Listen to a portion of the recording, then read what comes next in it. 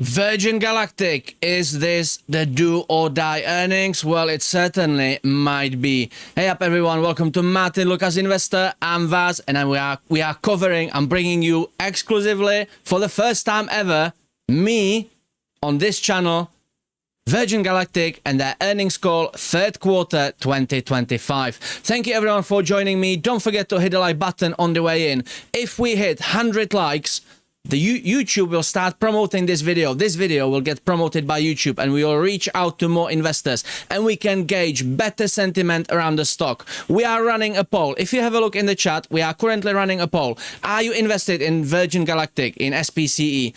Long-term trading? No, never heard of them. Well, if you've never heard of them, you are in the right place to find out what Virgin Galactic do. I will close this poll in about 5 minutes and we will open a new one. And I love doing this on big events like these because we get better feel. Everyone learns and we get better feel on the investor sentiment and what is the mood around the stock and what the investors are feeling. So thank you very much for joining me. Let's quickly have a look at the stock chart. We are going to ring the closing bell in about 12 minutes. And then after we've rung the closing bell, it will take few minutes to get the numbers out.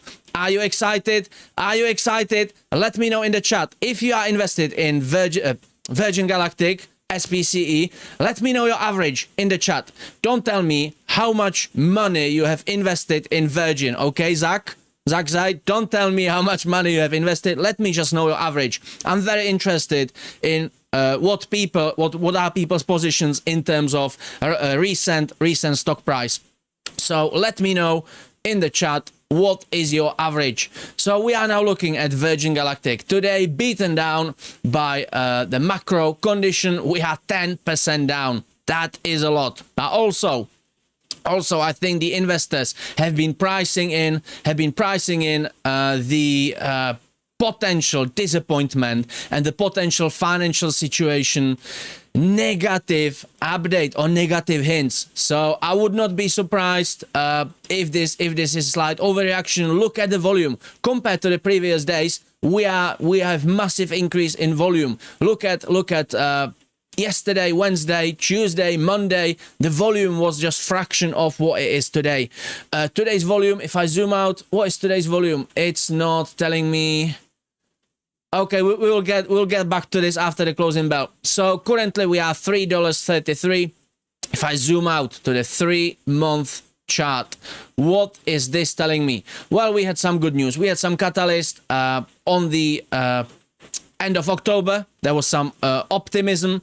Was it a squeeze? Well, it wasn't. I will tell you what is the short interest after the closing bell. So don't go anywhere, and I will tell you if we have a chance of a short squeeze. But if we zoom out, currently we are sitting in a comfortable zone as we are now. Looking at the chart from a further distance, we are sitting in a comfortable zone. Let's see what the numbers are. Let's see the guidance. Again, today's earnings call can be a do or die in the eyes of the investors. And as we speak, we are moving just one cent down. If I zoom out on the yearly chart, it's very volatile. There were some macro headwinds. Obviously, we had April tariff wars, and the all-time low was $2. What was it? $2. I think we had $2.16 or something like that. And then since we had a recovery, we had this attempt at a big short squeeze. It was a smaller micro squeeze, but it was a squeeze. Martyn covered this live, and I have the privilege and I have the honor to be here, maybe on another short squeeze. You will find out after the closing bell. Don't go anywhere. Then we bounced off back again.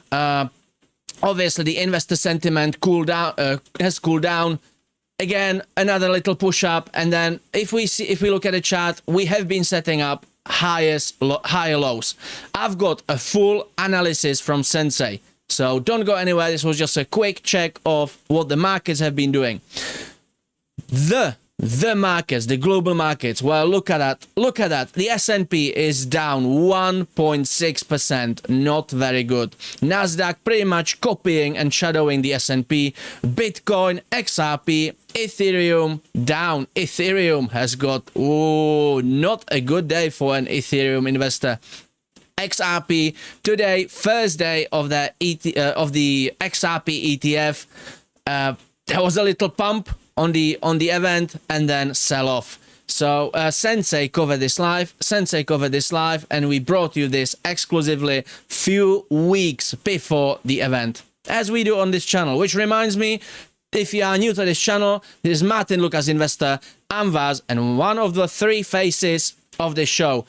I'm the most recently joining one. I cover eVTOLs, which are called flying taxis. I don't like it, but people call them flying taxis. And aerospace and tech as well, which I'm doing tonight. Martyn is on holidays. Martyn, the main beautiful face, the pretty face of the show with his beautiful blue eyes. He is on his holidays, so he will be back in maybe as early as next week. If not, that'll be the following week. You will see him. And Sensei, you will see him tomorrow morning. You could see him today morning. He focuses on the morning segment of the show, but he also covers some afternoon shows as well. And he is our crypto and chart expert. And I will bring you Sensei's chart analysis on Virgin Galactic in few minutes after the closing bell.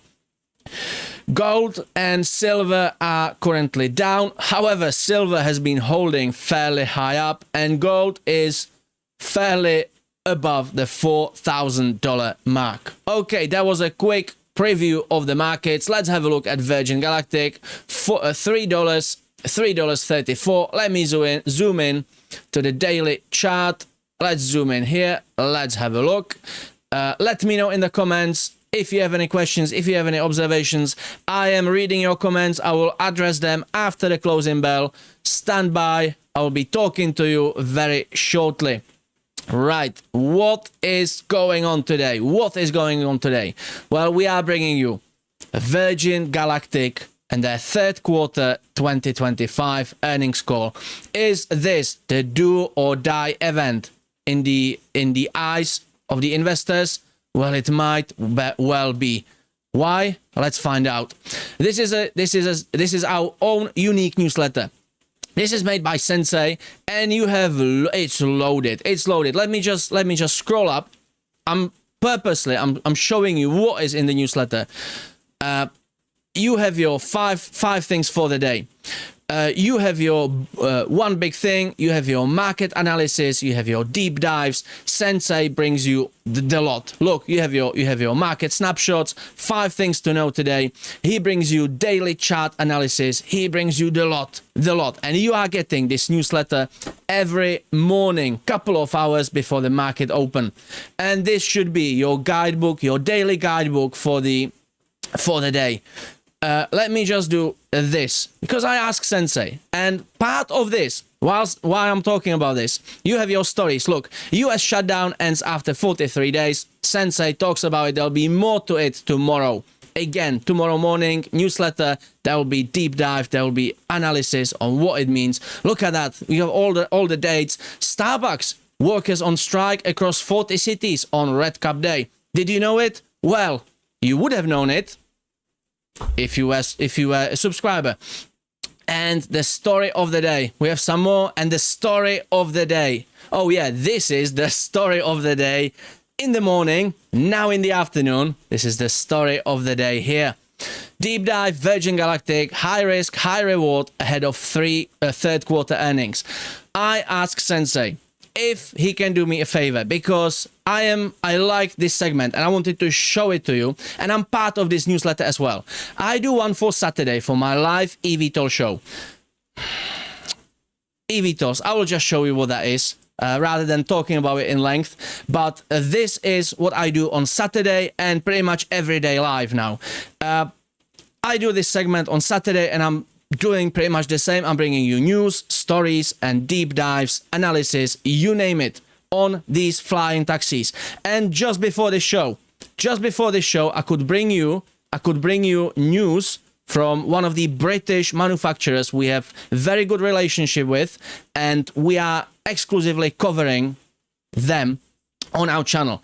So if you don't want to miss this, if you don't want to miss Sensei's daily analysis and specials, we also do special issues. There is a link for you in the chat now, and I'm doing it right now. That's my name. Hang on, that's my name, Vaz28.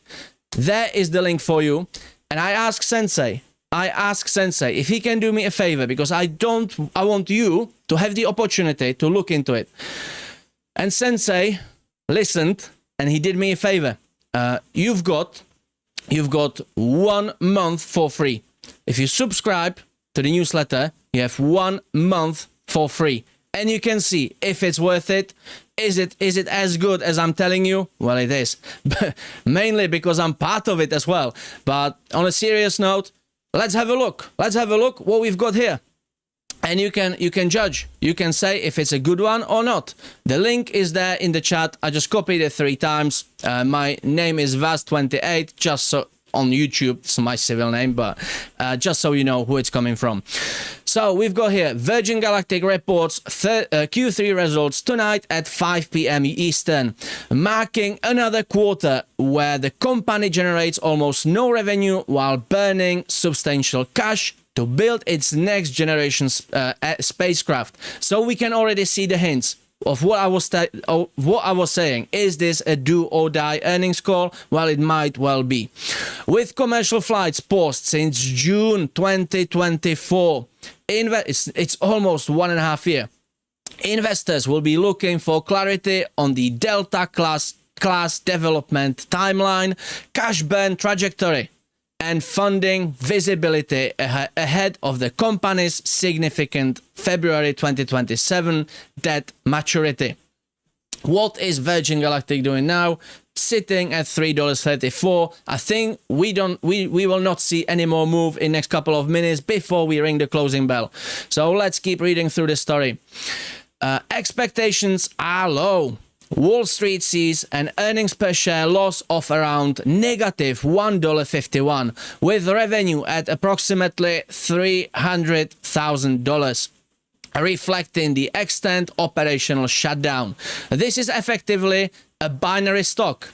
Either Delta ships fly on time and transform economics, or the company faces severe dilution or restructuring. So there's more to the story. Let's just quickly close the markets together. Let's have a look what's going on. The S&P keeps coming down along with Nasdaq. Bitcoin, XRP and Ethereum going sideways, and gold and silver are going sideways as well. Let's have a look at Virgin Galactic. What is Virgin Galactic doing before the closing bell? We have about 30 seconds. Let's have a look at the S&P. What is the S&P doing towards the closing bell? Yeah, it's just been going down. If we zoom out, look at it. That's yesterday morning, around the opening bell, and look at it. We are down from yesterday opening bell, roughly 1.6%. You're thinking it's not that bad? Well, let's zoom out even more. We had overnight trading on Thursday. We had Wednesday morning. We are much lower. So this looks like we might be entering a new bear market. We might have a crash. We might know. We will find out tomorrow. This all will be pivoting tomorrow about the government shutdown announcement and update. So we are now ringing the closing bell. And I missed it by a few seconds. So we are ringing the closing bell. Let's have a look what the Virgin Galactic is doing after the closing bell. Currently sitting flat at $3.34. Right, let's wait for the numbers. The numbers should be out in about 5 minutes.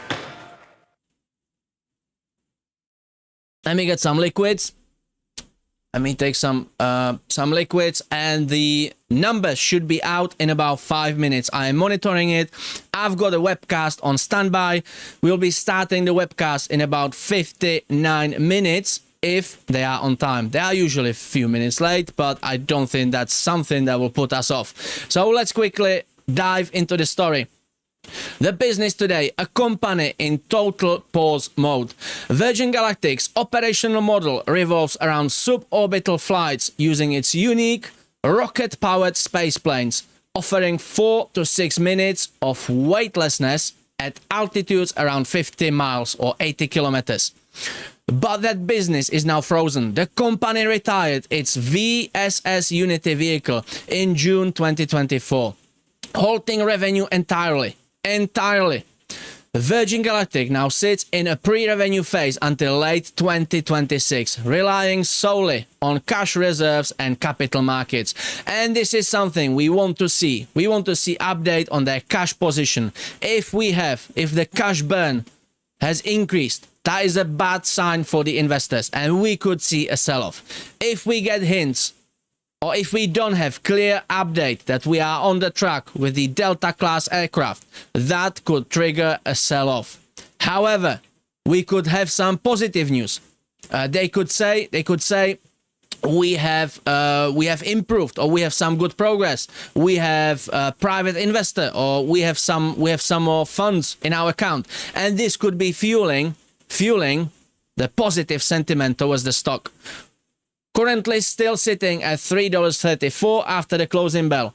The markets are, the S&P and Nasdaq are slightly recovering. Bitcoin, XRP, Ethereum slightly recovering. Gold and silver going sideways. Let's read through the story, and then I will offer you more insights and more numbers. The demand side is not the problem. Virgin has approximately 675 reservations, representing up to 400 million in future ticket revenue. So the numbers are there, the money is there. It's all relying on the Delta class aircraft. With new seats priced at $600 each. $600,000 each. I knew I said something wrong. $600,000 each. The issue is supply. Existing technology cannot scale profitably, and only the new Delta class fleet is designed for recurring, economically viable operations. Until Delta flights, Virgin is essentially a development stage aerospace company with no operating income and a very short financial runway. Well, what is Virgin Galactic doing, and what is the aircraft? Let's have a look. I will offer you a video later, but basically this very aircraft is the old version, the testing. Well, it's not a testing prototype, but the pilot phase prototype was a 4-passenger seater. We have 2 pilots in the cockpit, and we have 4 passengers in the back. This thing in the very bottom, which you can't see now. Can I zoom in? How can I show this to you? Because if I scroll down, okay, the bottom right corner, there is a jet nozzle. So this aircraft is fitted with a rocket engine. This rocket engine propels the aircraft to the lower, well, to the lower orbit, to the very lower orbit. It is considered that 50 miles is theoretically can be interpreted as the boundary of space. So this aircraft is carried in the air by the carrier called Eve, and this is basically 2 large aircraft. I will show you later. 2 large aircraft joined together with a pylon in between the wings. So you have 2 main bodies, you have 2 fuselages, you have the wing joining them, and in the middle is this beauty. This very beauty is sitting on the pylon under the wing. This aircraft takes this beauty up to, what was it? 40, I think it's 45,000 feet. And then they say, release, release, release. This beauty releases and shoots off, starts the engine, the rocket engine, and then it's just a ride. And as you can see here, it flies up to the atmosphere. Then it demonstrates this maneuver with the wings. They call them the feathers, and they shift up. This is causing the atmosphere up there is very thin, so we need a very big surface. And we have We have the numbers. The numbers are out. So let's get back to this shortly. The numbers are out. The horse is bolted. Look at the chart go. We are going up. Are we going to get a short squeeze? Well, we might. Let's have a look. Let's have a look at the news. Quickly, we have first numbers coming in from Reuters. Virgin Galactic third quarter revenue 365,000 versus estimate 395.8 thousand. So we have a miss. We have a miss. We have a miss by 64.4 million. However, look at the green candle. Look at the green candle. Well, let's wait for more guidance. Let me quickly check if we have the numbers coming out yet. I cannot see anything. Let's check Virgin Galactic's investors page, because sometimes we get the numbers uploaded earlier on there. Let me quickly check it for you. Do we have any movement? No, we don't. So let's refresh this. Virgin Galactic. I'll just close it. Bear with me. Stand by, please. Virgin Galactic earnings. All right. So let's have a look. What we've got here. Do we have the numbers out on their website? We don't yet. Okay. We don't. Let's go through the filings if we can see something. Filings and forms. And there's October 22nd was the last filing. Okay, so the numbers are not issued out yet. However, the numbers are out. And we could see first update. They missed the earnings forecast by 46 million. Okay, what was I talking about? I was talking about the aircraft. I'll be looking for more updates. I've got multiple notifications from multiple sources. Stand by, we'll bring you the numbers live as soon as they are out. So once this aircraft feathers, they call it the feathering, the maneuver is called the feathering. The atmosphere up there is fairly thin, so you need big surface to sort of engage with the air, and the drag moves the aircraft. So the aircraft flies like this, then it feathers, the feathers go up, and sort of the aircraft flips around, flips over, and it goes upside down until it turns around and it lands as normal fixed wing conventional aircraft. This is the crew with in their jumpsuits. I love the jumpsuits. I love the logo. This logo on the back, it shows the first ever aircraft, the Wright brothers, stepping step by step through first monowing aircraft, through first jet aircraft, through first hypersonic aircraft, through Apollo mission and the moon landing, all the way to Virgin Galactic's aircraft. So these are these little aircraft you can see on there. And I was telling you I would show you the mothership. This is her. That is Eve, and you can see there's basically two aircraft joined together, and on the pylon in between. Can I hover around? I can hover around. Look at this. Look at their website. This is their website. That's just written code. That's great.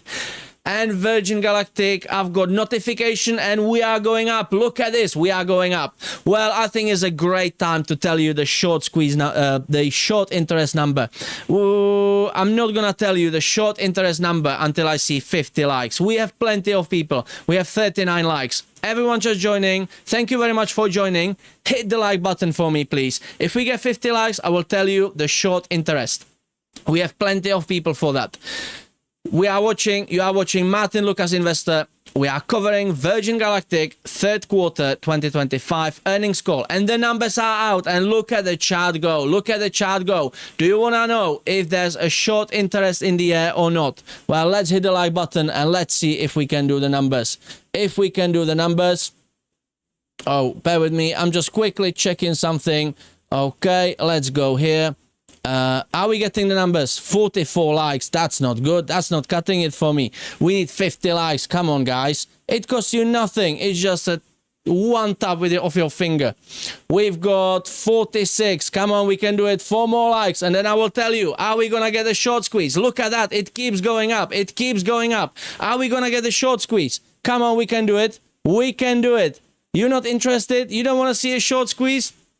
Zach is saying we've got a beat. I'm still looking for the numbers. Come on, we can do it. 50 likes. It's not that we are begging for likes. This is big. This is for us as well, but this is for you as well. Because the more people we get in, the better feel for the market, for the stock, the better sentiment we are getting. And we've got 55 likes. That's great. So, and I'm seeing great beat.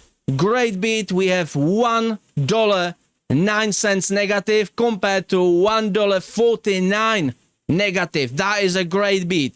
Right. Are we gonna get a short squeeze? Well, I used multiple resources and just before the show, and the short interest ranges between 18 and 19. What was it? 19. What was the last number? 19.07%. Is this enough for a short squeeze? Well, it is usually around 20%. Should be 20% and up. We might, if we have a good guidance, we might have enough volume. After hours, I don't know, but we might have enough volume tomorrow. So I don't think we're gonna get a short squeeze, but we could see a good upside. If we have a good guidance, if we have some good news, if we have some good updates, we can see a change in the trend.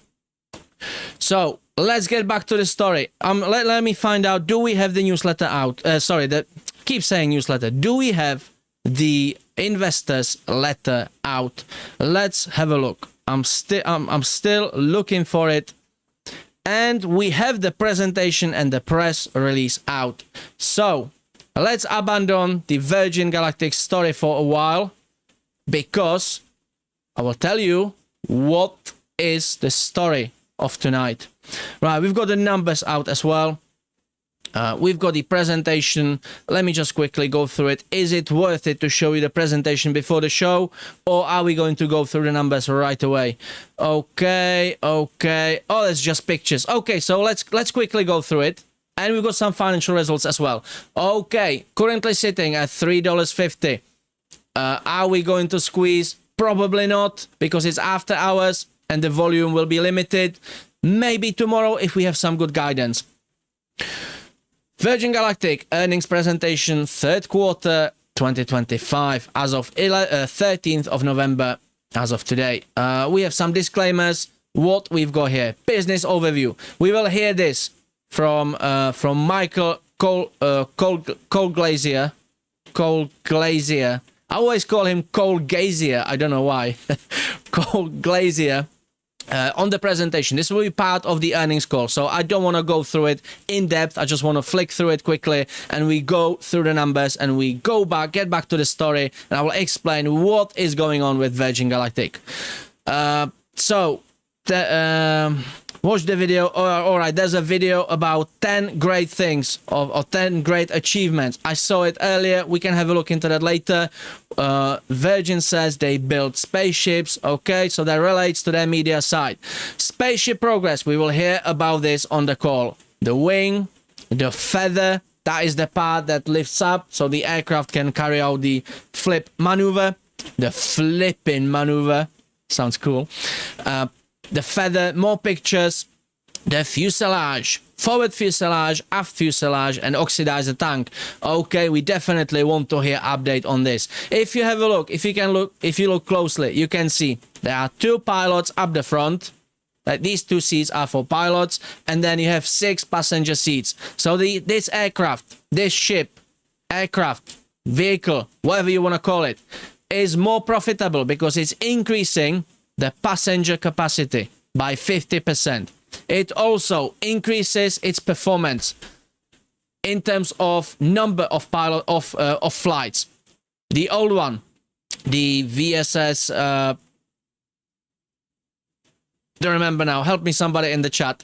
The previous one was able to carry out probably 1 flight a month, because this aft fuselage where the rocket engine is, it needs to be repaired, refitted. And I'm getting a super chat from Zach. Is this coming through? Bear with me. You can't see it on the screen, can you? widget. I'm having, hang on. That should be coming through. I've got a super chat from Zach. Thank you very much. Squeeze a glass of orange juice, Vaz. I love it. Thank you, Zach. I don't know why it's not coming on the screen. I've got some technical difficulties with this, but I will have a look into that shortly. Thank you, Zach. I do appreciate it. Thank you. So this is refitted, and on the old aircraft, we were able to do it probably once a month. On the new aircraft, we are able to refit the engine twice a week, so we can carry out 2 flights per week per aircraft. And this is the increased profitability of the new business model.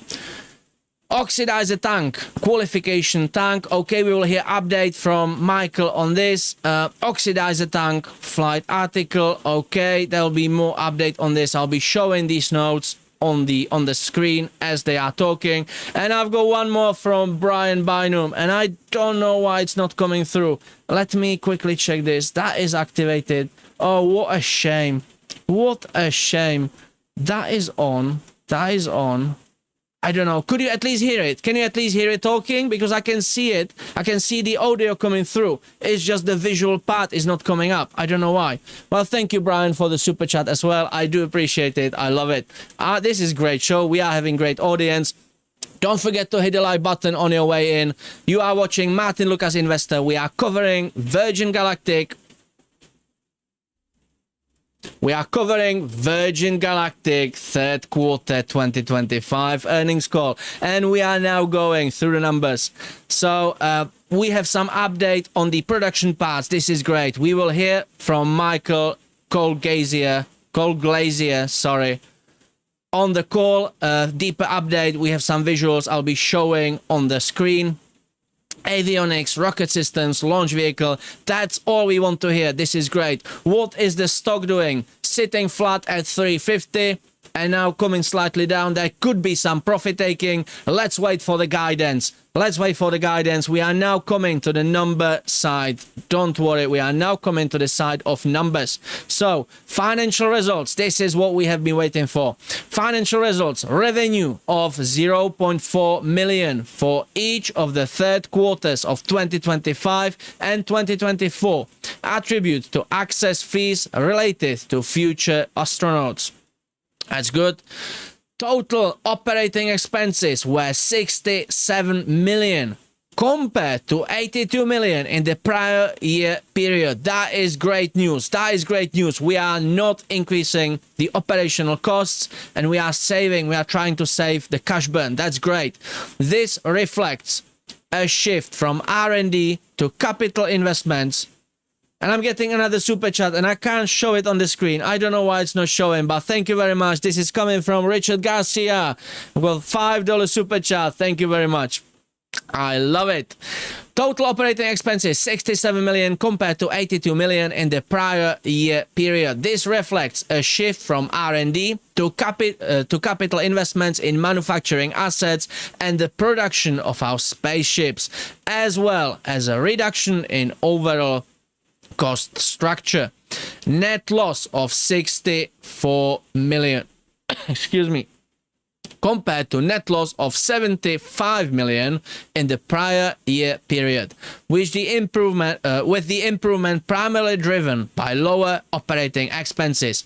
Adjusted EBITDA 53 million negative compared to 59 million negative in the prior year period. So we are reducing our costs, we are reducing our cash burn. This is good news. They also raised 23 million in gross proceeds as part of the at-the-market equity offering program. Good. That's some positive news. So let's have a look. Let's have a look at the balance sheet. This is the key number for us. Free cash flow. Third quarter 2025, 108 million. Fourth quarter 2025 guidance, 90 million to 100 million. This is negative. This is cash burn. So the free cash flow, that's cash burn. No, hang on. I'm mixing it up. Sorry. Have a look at the right side. Cash equivalents, and marketable structures. 424 million. No, I am reading it right. Yes, I am reading it right. Oh, I've just confused myself somehow. Free cash flow is negative 108 million, and the guidance for next quarter should be even better. So this is great. This is some great news. We are not increasing cash burn, and this is telling me we have probably enough cash as we are now, as of today. We have enough cash for another year of current operations. That is some good news.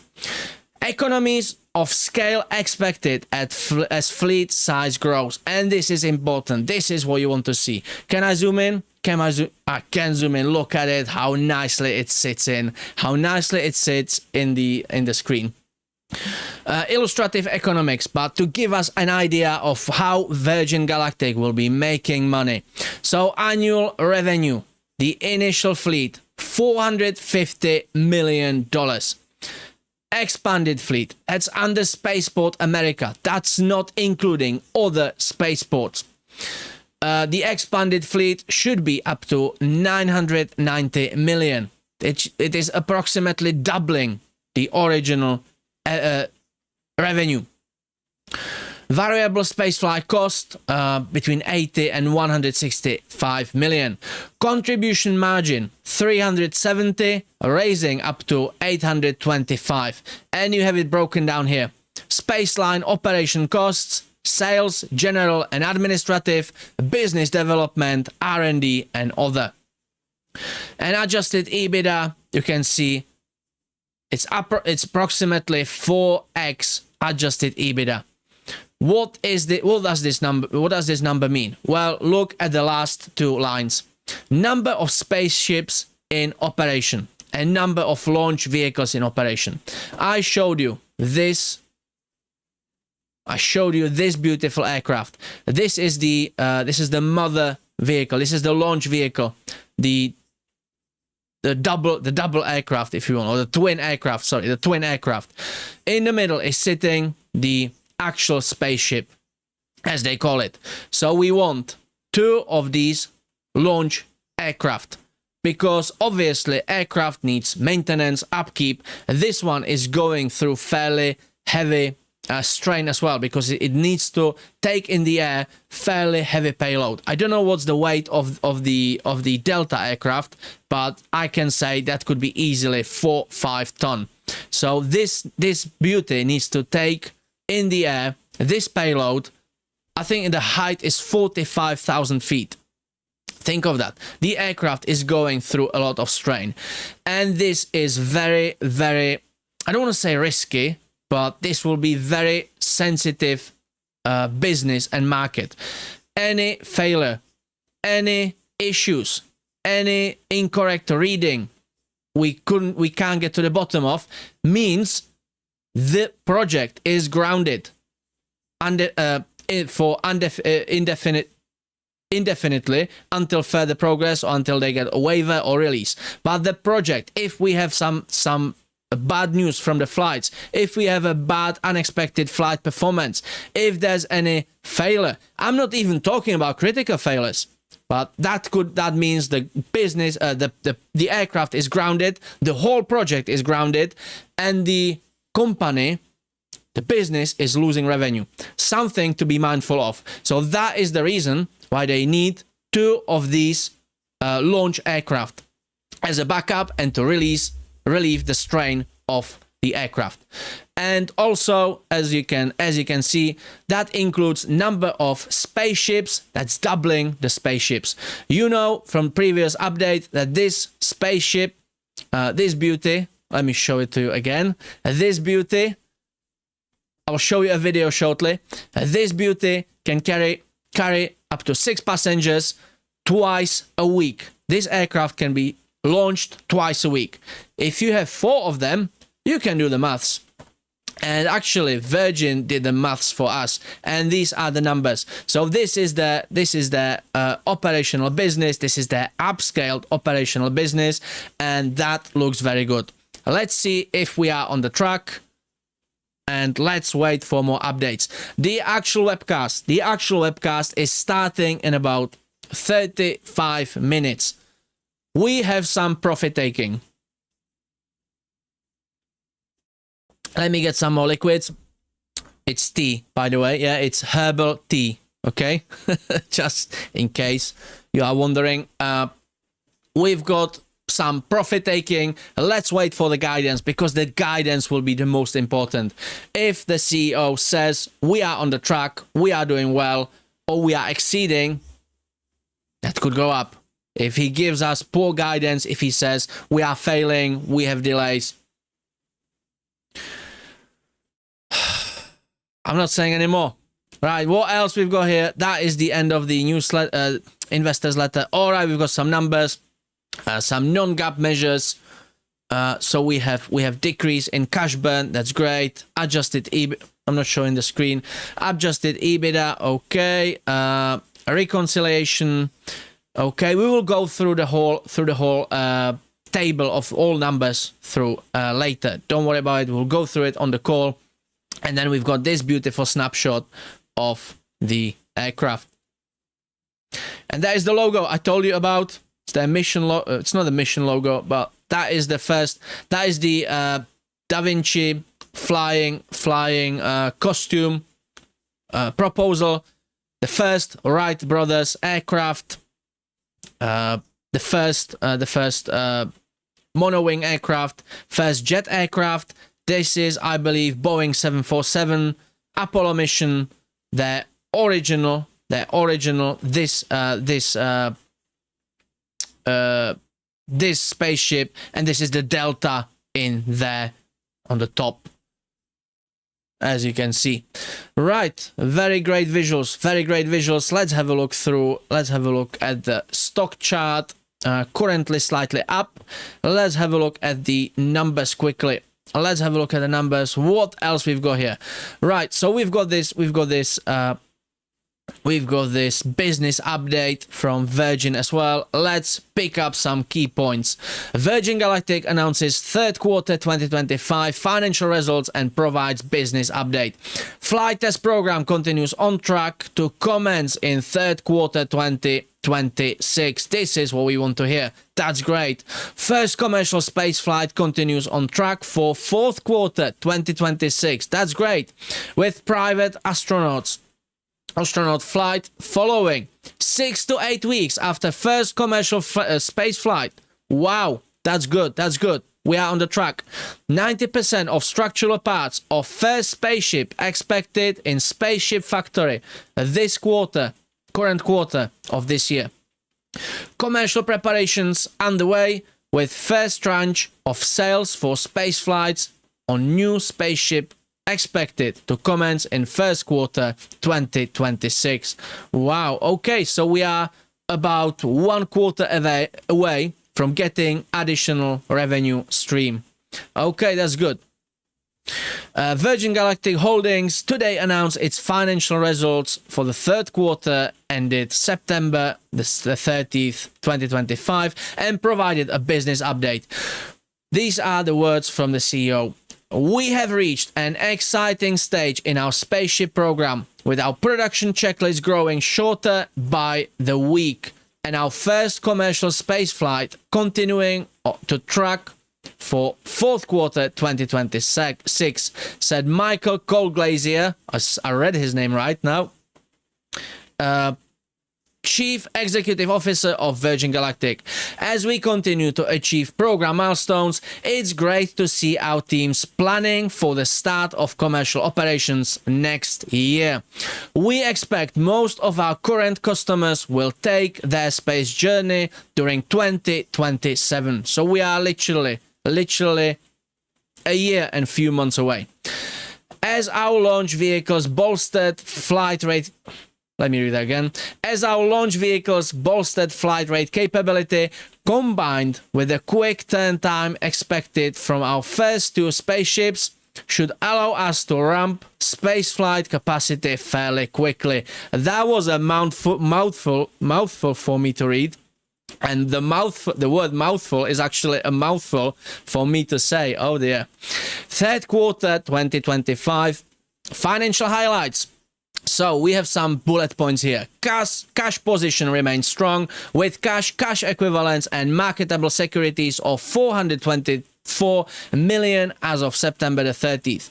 Revenue of 400,000, no, let's say 0.4 million, it sounds better.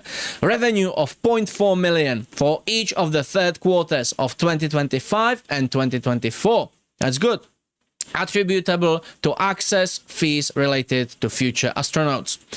GAAP total operating expenses 67 million compared to 82 million on the previous period on the third quarter 24. GAAP operating expenses of non-GAAP operating expenses of 58 million in the third quarter compared to 70 million the third quarter of 24. Net loss of 64 million compared to 75 million net loss in the third quarter of 2024, with the improvement primarily driven by lower operating expenses. Adjusted EBITDA totaled at negative 53 million compared to 59 million in the third quarter 2024, primarily driven by lower operating expenses. Net cash used in operating activities totaled 56 million compared to 79 million in the third quarter of 2024. Cash paid for capital expenditures totaled 51 million compared to 39 million in the third quarter of 2024. Free cash flow totaled at negative 108 million compared to negative 118 million in the third quarter of 2024. It generated 23 million in gross proceeds through the issuance of 7.4 million shares of common stock as a part of the company's at-the-market offering programs. Let me just say something. The at-the-market offering program is a very sneaky way how to dilute the amount of issued shares. This is not as impactive. This is not as efficient for the business, but this is very what is the word? This is very friendly to the investor because the dilution is happening as people are buying more shares.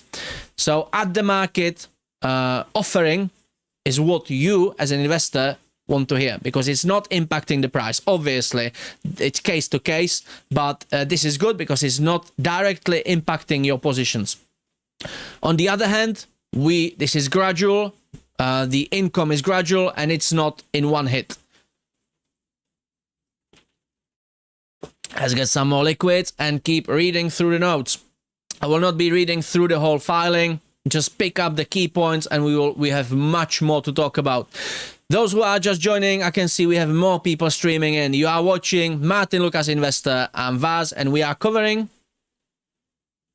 Virgin Galactic third quarter 2025 earnings call. The numbers are out. We are just going through it. We are about 25 minutes away from the actual webcast to start. We've been through the visuals, we've been through the presentation.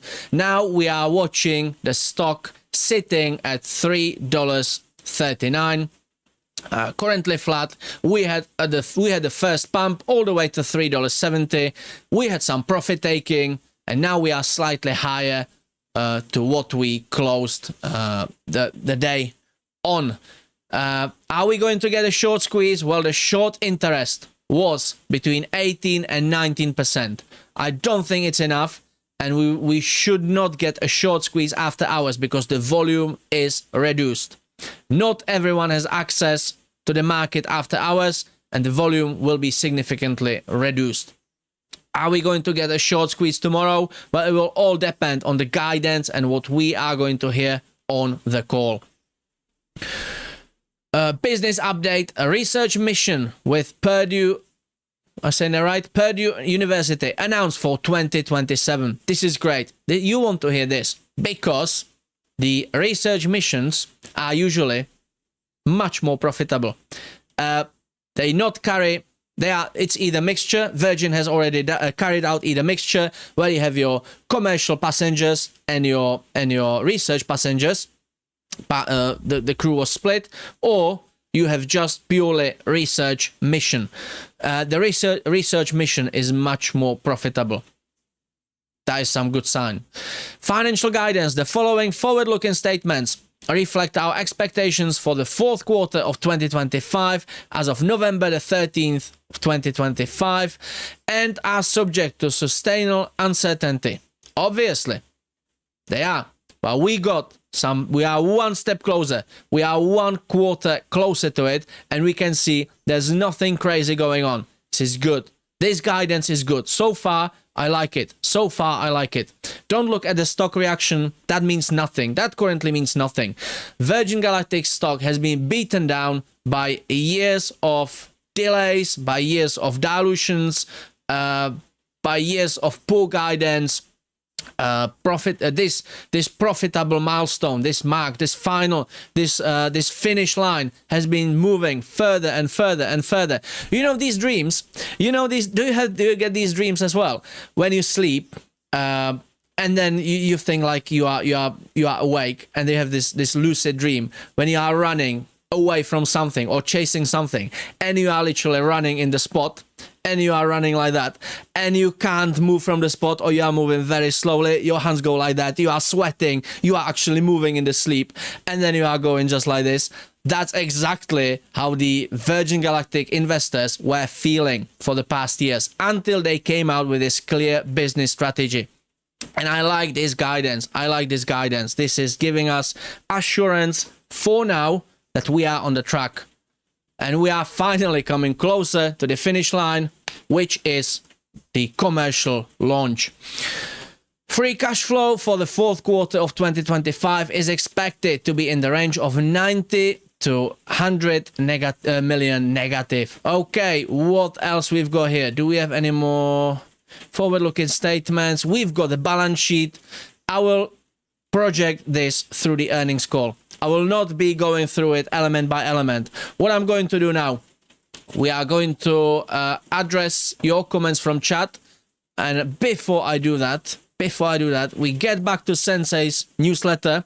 And let me give you the link again. Those who just joined, we are bringing you, well, let me rephrase it. I asked Sensei, who makes this newsletter, with me, I do 20% of it,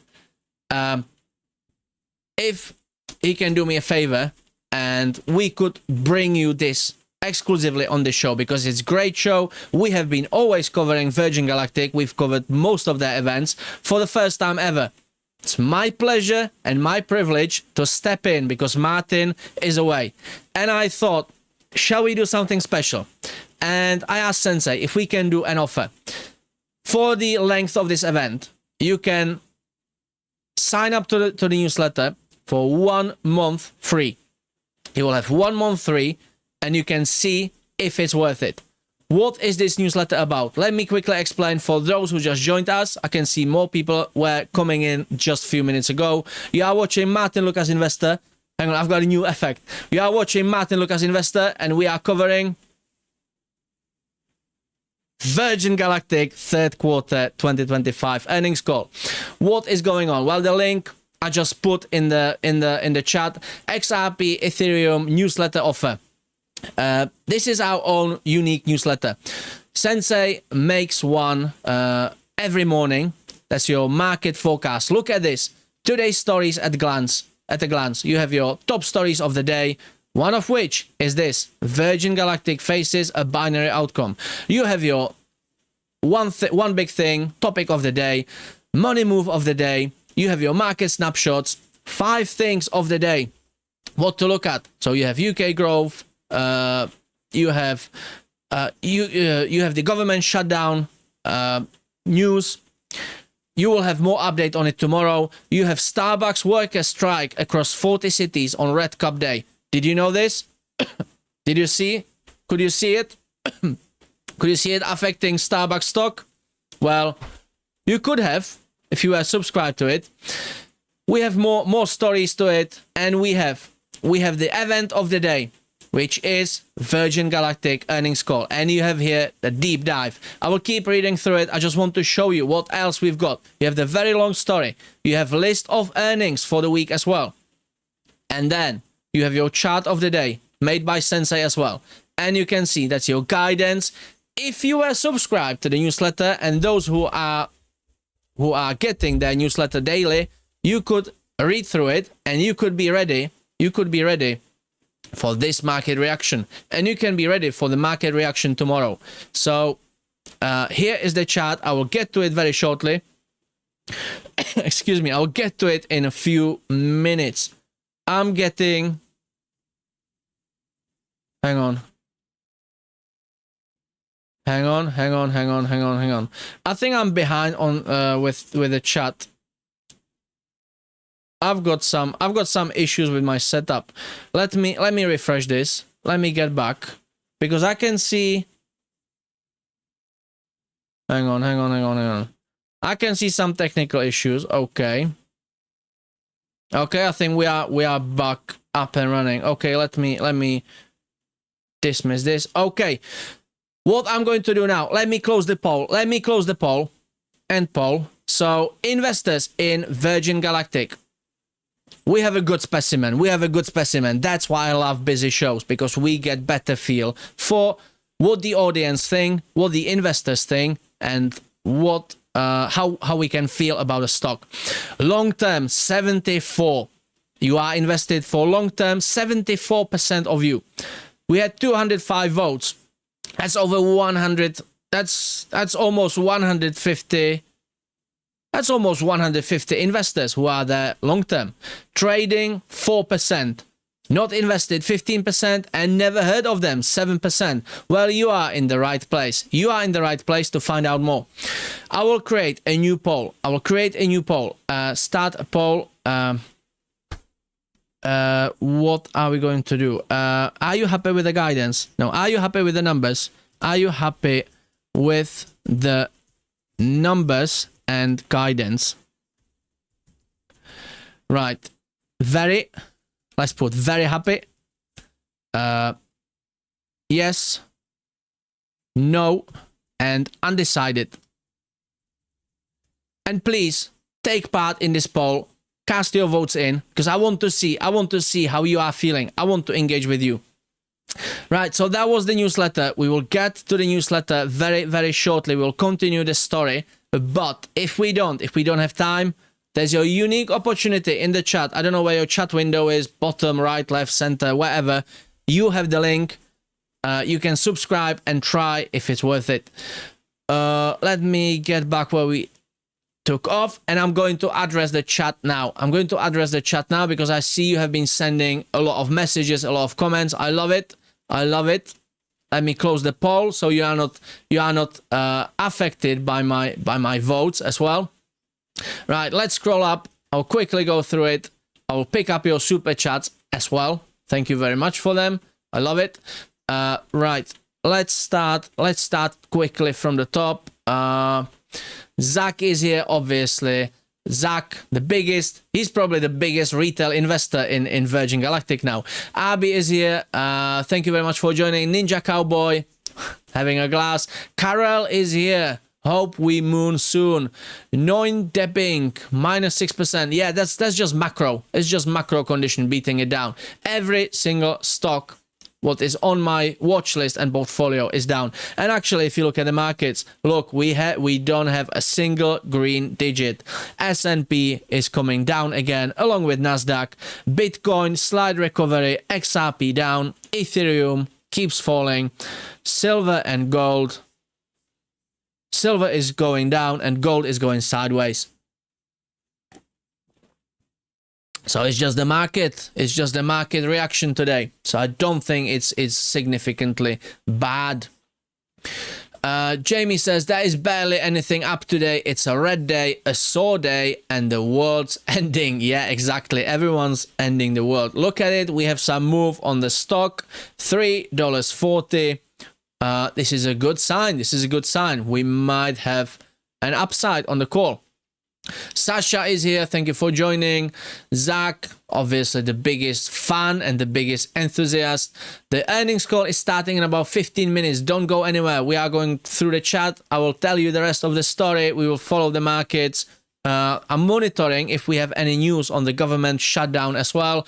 I can do it all because you know what? I'm learning from the best ones. I've been learning from Martyn and Sensei, and I can do it all. So don't go anywhere. If something is happening, you will see it here live.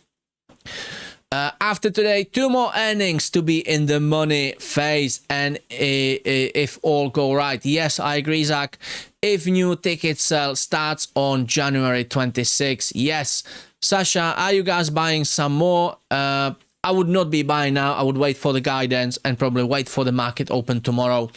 The Dogbird, best of luck to all investors in SPCE. I'm just going to dollar cost average into a global index fund instead so that I can sleep at night. Yeah, fair enough. But hope SPCE stock soars for all investors. Rest in peace, all eVTOLs. No, don't. That's one, it's great opportunity, and two, you will still get the rally. Don't worry. It's just the market being beaten down. There's so much catalyst lined up that we will still see the rally. I'm still adamant, even if we have a crash like 20% on the eVTOL market, we will still see the rally. Don't worry. Yeah, this is not financial advice, but just some word of consolation from me. Rest in peace, everything today, says Jamie. Just gotta keep holding. Yes, you don't want to be selling on a crash, do you? Join previous event. Yes, that was the quick update. Yes, we had some news from Vertical Aerospace as well. One of the eVTOL companies we cover. Shall I show you a little video? Shall I show you my favorite video? Do you want me to show you my favorite video? Okay, we brought you some news on Vertical Aerospace. Vertical Aerospace, a flying taxi company. You can see this beauty here, based in the United Kingdom. We have great relation with them, and we exclusively bring you a lot of updates directly from them. We brought you a lot of exclusive content. We had them on the show multiple times. We brought you content nobody else, no other channel, nobody else brought you, and now the other channels are learning from it, and they are getting you wrong. That's the best thing. That's the best thing. They are learning from us, and they can't read it right. But regardless, doesn't matter. So these are the eVTOLs which I cover, and just before this event, we brought you some exclusive news on Vertical Aerospace and their new piloted flight progress. Tim Rogers is here. Wow, Tim, I haven't seen you on my show yet. Hope you are having a good time and hope you are enjoying my scenes and my presentation. Tim Rogers is a legendary, you might not even be a retail investor, Tim. Tim Rogers is one of the great members, one of the core members, and I feel privileged, and I'm very proud to welcome Tim on my show. Hopefully you stayed. Hopefully you didn't pack it in when you saw my face and you were hoping for Martyn. That's great. Lovely to see you here. It is teaching us patience. Yes, I agree, Jamie. Oh, sorry. So Tim Rogers says, Virgin execution timelines are key to stock price increase. Correct. Earning calls this afternoon must not illustrate delta delays. Spot on. However, market is selling off. Yes. It's painful. It's painful to watch it, but you just need to wait. You just need to stand by. Liz is here. Human being Liz. Thank you for joining. DJ Hayes is joining us as well. Mark Benson, 12 months from today, I'm hoping for $30 per share next December. Very bold, very bold. Right, I'm getting your averages now. Move the product. Wow. You've got 105,000 shares. Ooh, okay. Okay. At $5.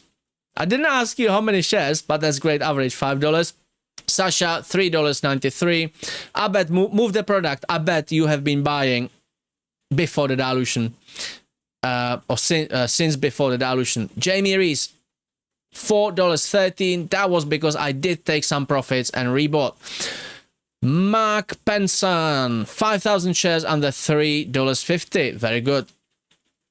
Brian invested at $20.10 average. Brian is one of the original investors who's been sitting in. Oh, Tim is here. Thank you, Tim. I love it. I feel privileged.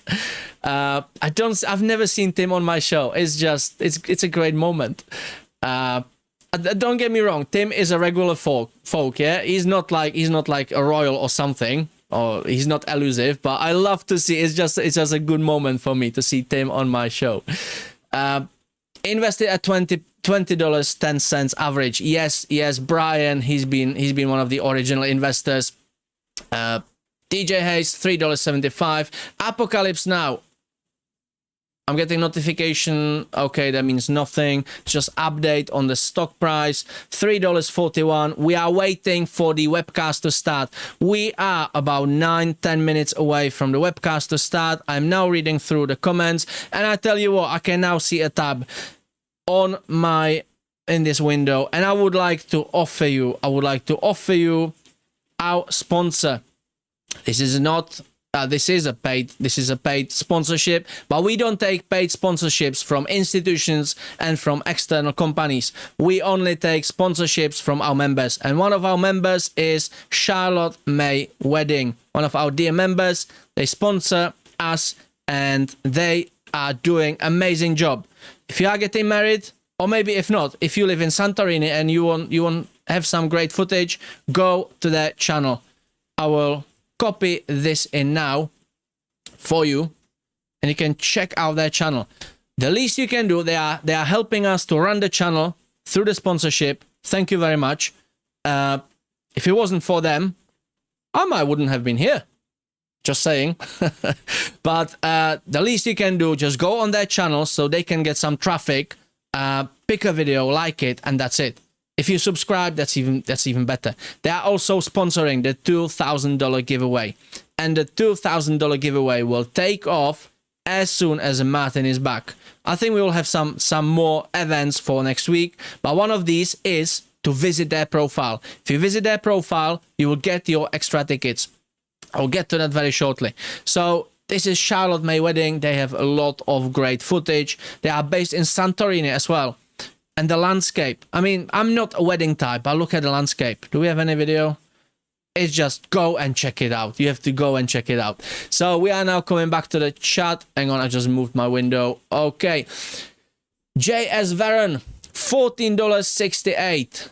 Oh, Wookie, $3.70. Don't remember. Human being list. Don't remember. Just read. Sod it. And I'm getting a super chat from Tim. Oh, Tim, thank you. Vaz, a drink on me this evening. Awesome show today covering SPCE. Thank you, Tim. If I had a hat. Actually, I have a hat. I've got vertical aerospace hat. I know we are doing Virgin Galactic, but thank you. Thank you for the super chat. I might start doing it. I might start taking my hat off anytime I get a super chat. That's great. Thank you, Tim. Richard Garcia, 2,000 shares. Tim Rogers, average $7.45. Very good. I bet Tim is one of the original investors back before the dilution, and probably on the first squeeze. DJ Hayes, thank you for the numbers.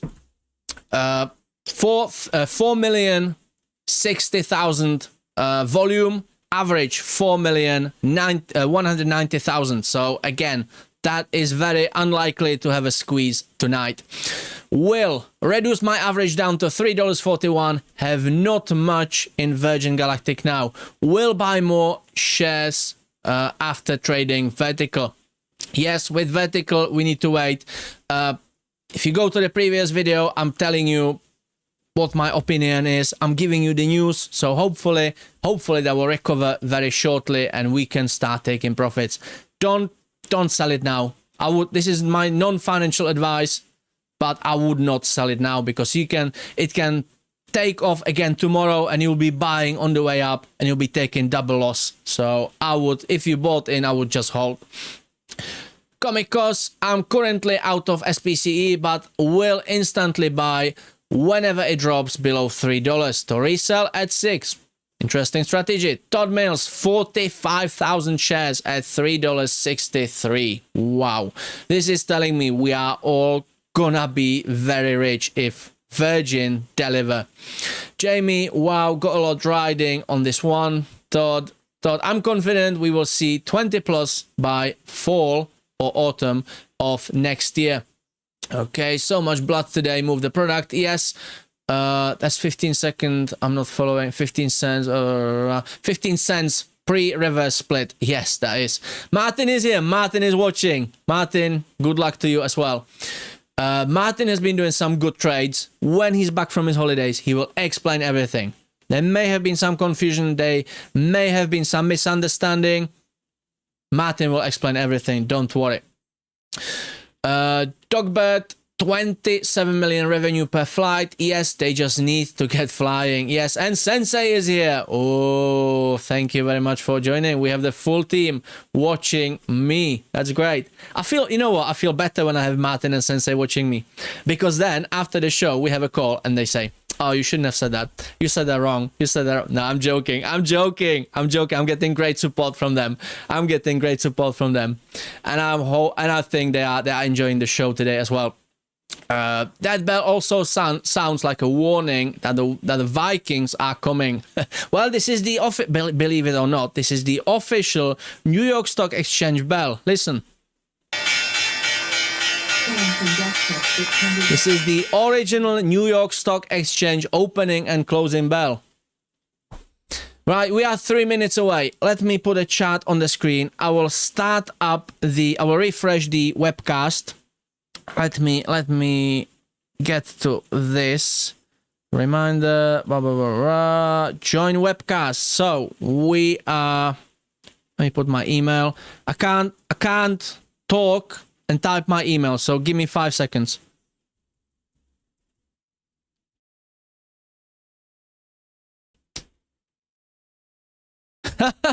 Turns out I can't do it even quiet. Let me just correct this typo. Okay, so the webcast is now loading. Are we getting music? We are getting the music is coming through. I can't play the music for copyright reasons, but oh, we have a presentation. Yes, we are still getting music, so I'm monitoring the music. I can't play it, but we are getting very, very eerie music. That could be a good sign. That could be a good sign. But we are waiting. We are about 2 minutes away before the webcast starts. We have the presentation on the screen. That is great. Let's get back to the stock price. $3.45. That's good. We are slightly up.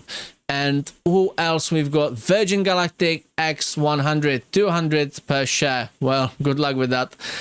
Do we have any more questions or any more comments? I'll just quickly go through it. The Dogbird is breaking down the numbers. Trixig is here. My checkmate. Ahoy. I love it. Walker is here. Oh, I haven't seen you for a while. Tim Rogers, as long as they stay on track, profits will come in once they start flying. Need 2 more quarters to execute. If there are no major issues today and if stock goes below $3, it's a strong buy. Good guidance. Chris Carpenter is here. Thank you for joining as well. Not good. What do you mean not good? Well, we have good numbers. We have good numbers and progress. We are about 2 minutes away. 2 minutes away. 1.5. Maybe 2 minutes away from the webcast to start. I am monitoring. Yes, I am monitoring the music. It's very quiet and it's very eerie, so I'm not sure. It's raining as well, and I can't hear. I'm struggling to hear the music, but I'm monitoring the music. I wasn't sure if it was playing. Eva Kirali, Fly Baby. I see we have a lot of new members. If you are new viewers, if you are new to this, hit the like button on your way in. That's the least you can do. If you like Virgin Galactic, if you like tech, if you like technology, if you like aerospace, subscribe, because I have been live daily. I have been bringing you a lot of interesting stocks in past 3 weeks as well. We covered most of the earning calls.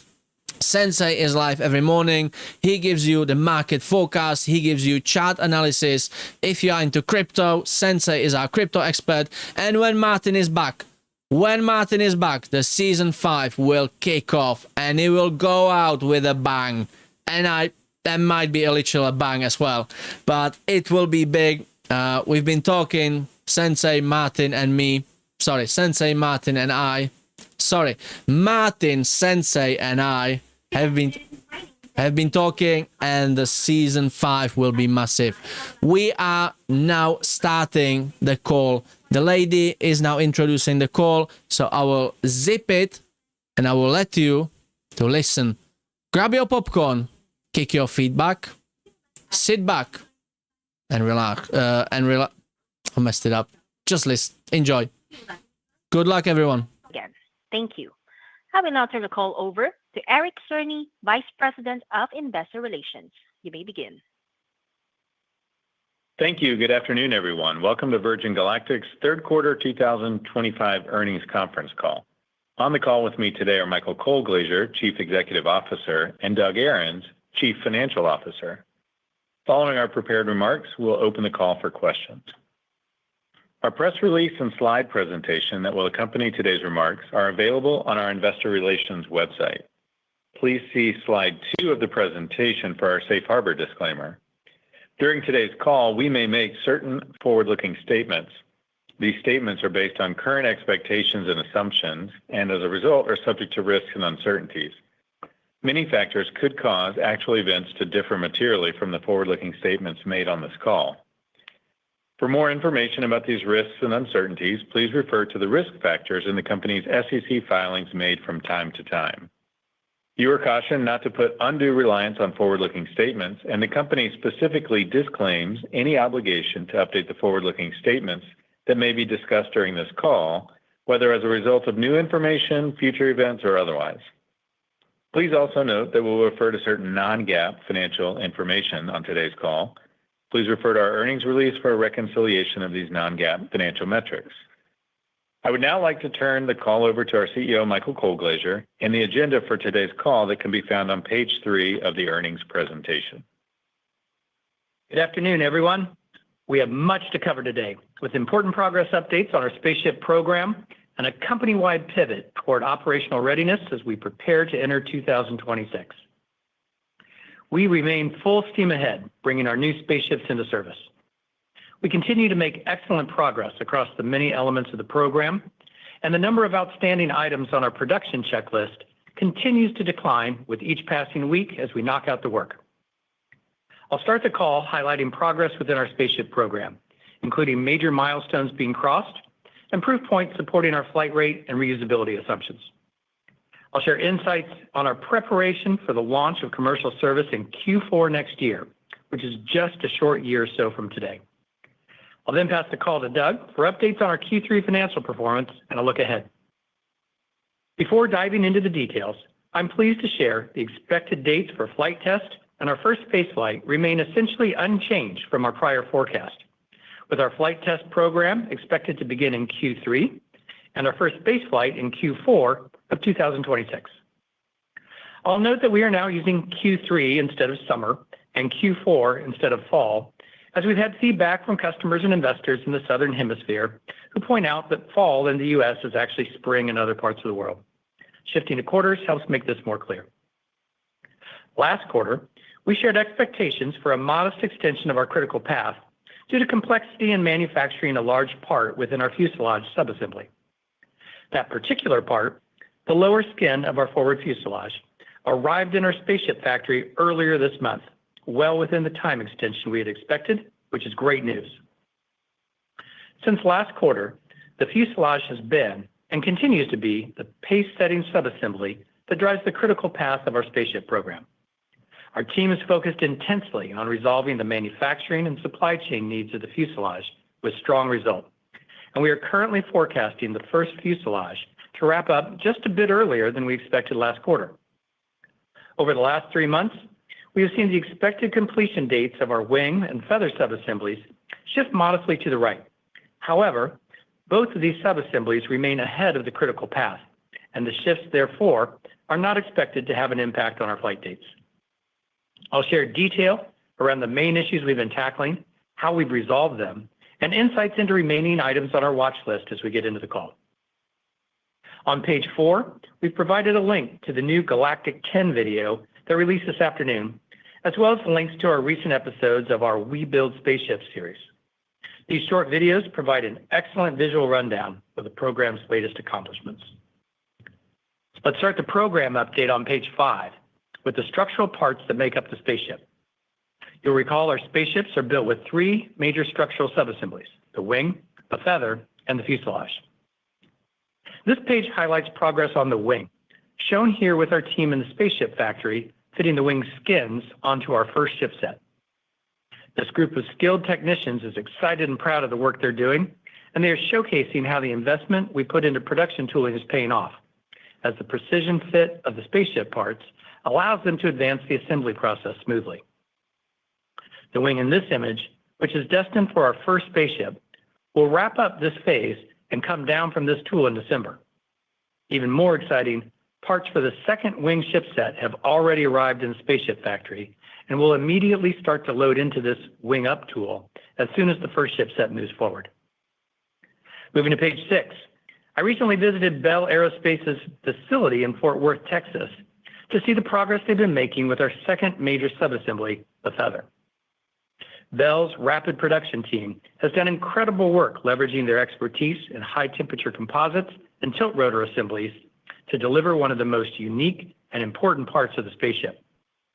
The photos on this page show the large feather boom skins finishing assembly and undergoing detailed imaging inspections.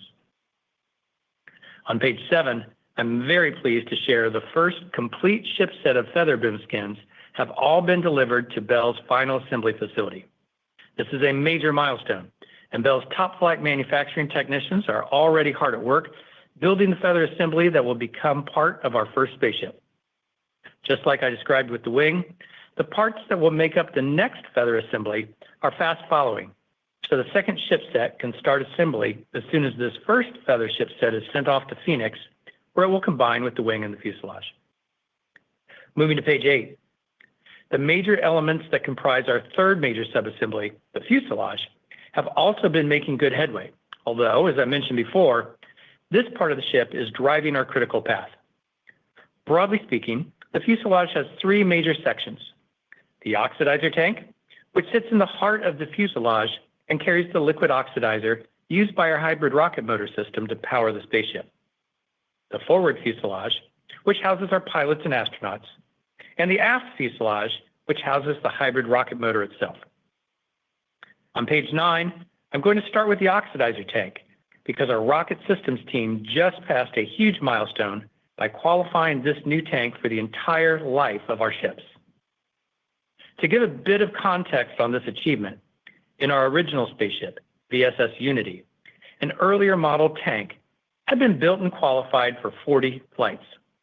While 40 flights is very impressive for first-generation space vehicles, the 40-flight limit would have imposed substantial downtimes and cost every time it needed to be swapped out, which would have limited our revenue generation capacity. The image on this page shows our next-generation tank during its qualification testing. We cycled this tank 4,000 times, and it passed with flying colors. This new tank design is now qualified for the life of our Delta-class spaceships, which we expect to be 500 or more space flights. This is an order of magnitude increase in reusability, and this tank is one of hundreds of parts where we have leveraged our years of R&D and engineering experience to build new spaceships with unprecedented durability and reusability. Page 10 shows the first flight article of this new line of tanks in our spaceship factory, where it will be prepped and installed within the heart of the fuselage assembly. Big shout out to our rocket systems teams for delivering this major milestone on time for our overall production schedule.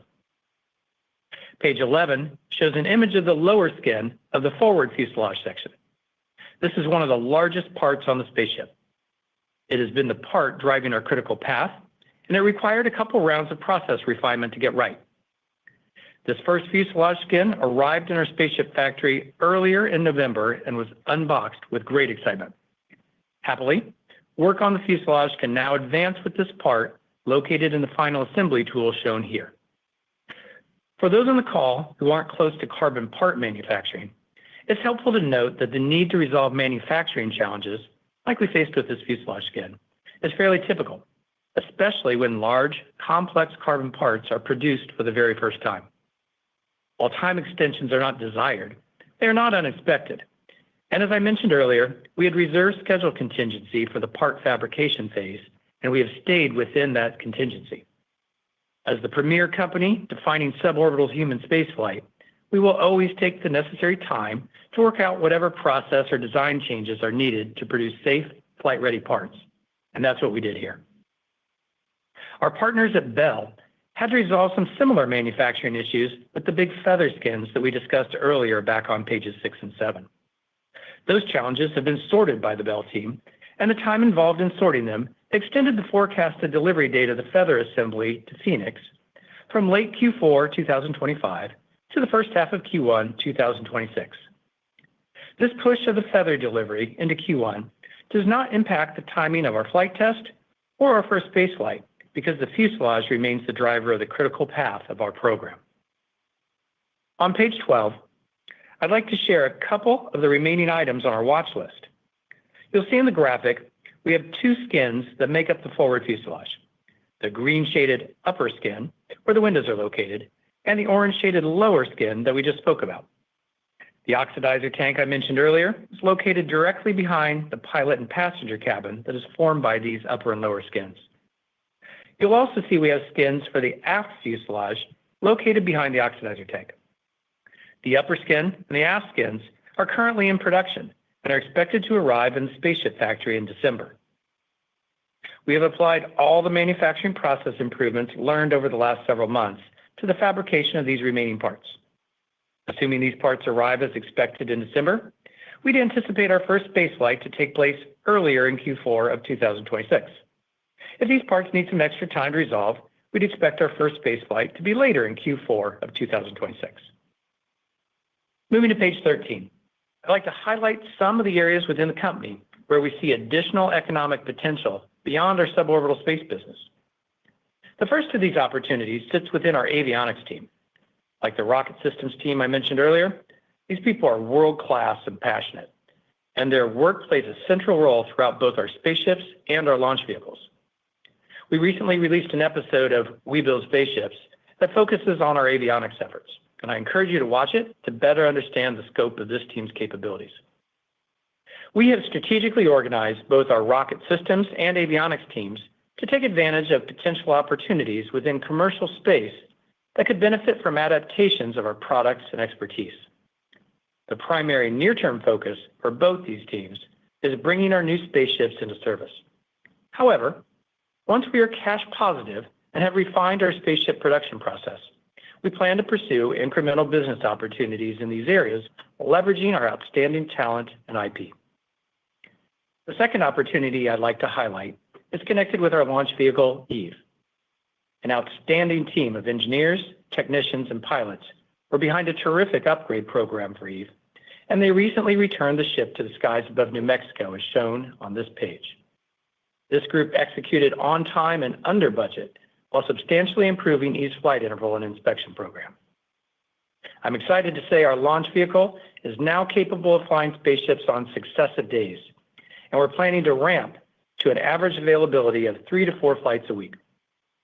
We expect this enhanced capability will support excellent utilization of our first two spaceships, as Eve's ability to launch on successive days provides us with great flexibility to handle weather and unexpected issues, so we can deliver our targeted rate of 125 space missions per year with our first two spaceships.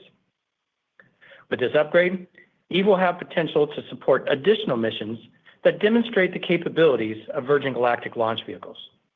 Hats off to everyone involved in this project. I'll close out the program update with a final observation before shifting to our commercial readiness efforts. I continue to see the number of outstanding items on our production checklist decrease as we continue to lock in outstanding supplier delivery dates, resolve manufacturing issues, and generally knock out the work. I'm also pleased to see the amplitude or range of potential impacts posed by remaining issues moderating as we get more and more of the work done. This is how almost all major development or construction programs go, and ours is no different. Everyone who has built or remodeled a house knows things get more predictable as progress advances. And everyone who has built or remodeled a house knows that sometimes a few elements take longer than expected, but the majority of work continues to progress while those lagging elements catch up. One measure of progress we've been watching is how many of the structural parts needed to build the first spaceship have arrived on the dock in Phoenix. By mid-December, we expect to have approximately 90% of the carbon and metallic parts for the first ship in hand. That is super helpful, and it's allowing our procurement and project management teams to really focus on bringing in the final components and keeping us on track. Moving to page 14, I'd like to spend some time on our commercial readiness plans. I'm very encouraged to see teams across the entirety of our company begin the pivot to commercial operations. The progress with the ships is exciting for everyone, and the added energy that comes with operational planning is palpable. We're hiring a chief growth officer to lead our consumer launch and our revenue development initiatives. We're interviewing the best of the world's pilots to join our pilot corps, and we're planning for the growth of our customer operations teams to take care of both our astronauts and their guests when they're on site at Spaceport America. With all this happening, we remain on track to open in Q1 of 2026 our first tranche of sales opportunities for future space missions. In preparation, we have a full rebuild of our digital presence underway, with a particular focus on sales funnel progression and a dedicated astronaut portal.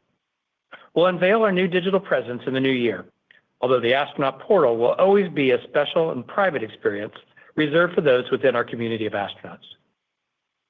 I hosted a customer event in Miami a few weeks ago, with people coming in from Europe, Latin America, New Zealand, and of course from Florida and the Eastern U.S. The discussions I had with our customers that evening reminded me, yet again, how passionate and supportive this group is and how meaningful their journey to space will be in their lives. This group has been incredibly patient and loyal, and they fully appreciate our diligent approach to building their spaceships the right way. With that said, they are definitely ready for their space journeys to begin, and excitement is building as that moment draws closer at hand. We expect most of our current customers will take their space journey during 2027, as these bolstered flight rate capability, combined with the quick turn time expected from our first two spaceships, should allow us to ramp our capacity fairly quickly. In addition to private astronaut space journeys, we continue to advance the space research side of our business, and you may have seen the recent announcement about our partnership with Purdue University. Scheduled for 2027, the Purdue One mission will carry a 5-person crew of Purdue faculty, students, and alumni, along with a rack of research experiments. We are excited by the potential of these types of missions, as they represent a meaningful opportunity for us to partner with world-class research universities and institutions. Doug, I'll turn the call over to you. Thanks, Michael. Good afternoon, everyone. I'll start with our financial results for the third quarter and a review of the balance sheet. Then I'll give a preview of our spending assumptions for 2026, leading up to the start of commercial service. I'll wrap up with a recap of our longer-term economic model. Turning to slide 15, revenue in the third quarter was approximately $400,000, attributable to future astronaut access fees. Total operating expenses for the third quarter decreased 19% to $67 million, compared to $82 million in the prior year period. Net loss improved by 15% to $64 million compared to $75 million in the prior year period. Adjusted EBITDA improved by 11% to negative $53 million in the third quarter, compared to negative $59 million in the prior year period. Free cash flow was negative $108 million in the third quarter, within the range of our prior guidance, and an 8% improvement compared to the prior year period. Moving to slide 16 on the balance sheet. We ended the third quarter with $424 million in cash, cash equivalents, and marketable securities. During the quarter, we generated $23 million in gross proceeds to our ATM equity offering program. Our balance sheet remains strong in preparation for commercial service planned for later next year. As we build our spaceships, spending continues to shift from significant investments in R&D expense to capital investment. For the third quarter, capital expenditures were $51 million, up from $39 million in the prior year period. As we have pointed out on prior calls, our growth in capital expenditures is reflected in property, plant, and equipment, or PP&E, on the balance sheet. At the end of the third quarter, we reported $350 million in PP&E, increasing 67% from the $209 million at the end of 2024. This represents our significant investment in assets such as manufacturing capacity and spaceships that we expect to yield tremendous future economic returns. Moving to our projections, revenue for the fourth quarter of 2025 is expected to be approximately $300,000, primarily related to astronaut access fees. Forecasted free cash flow for the fourth quarter of 2025 is expected to be in the range of negative $90 million to $100 million, in line with our prior guidance.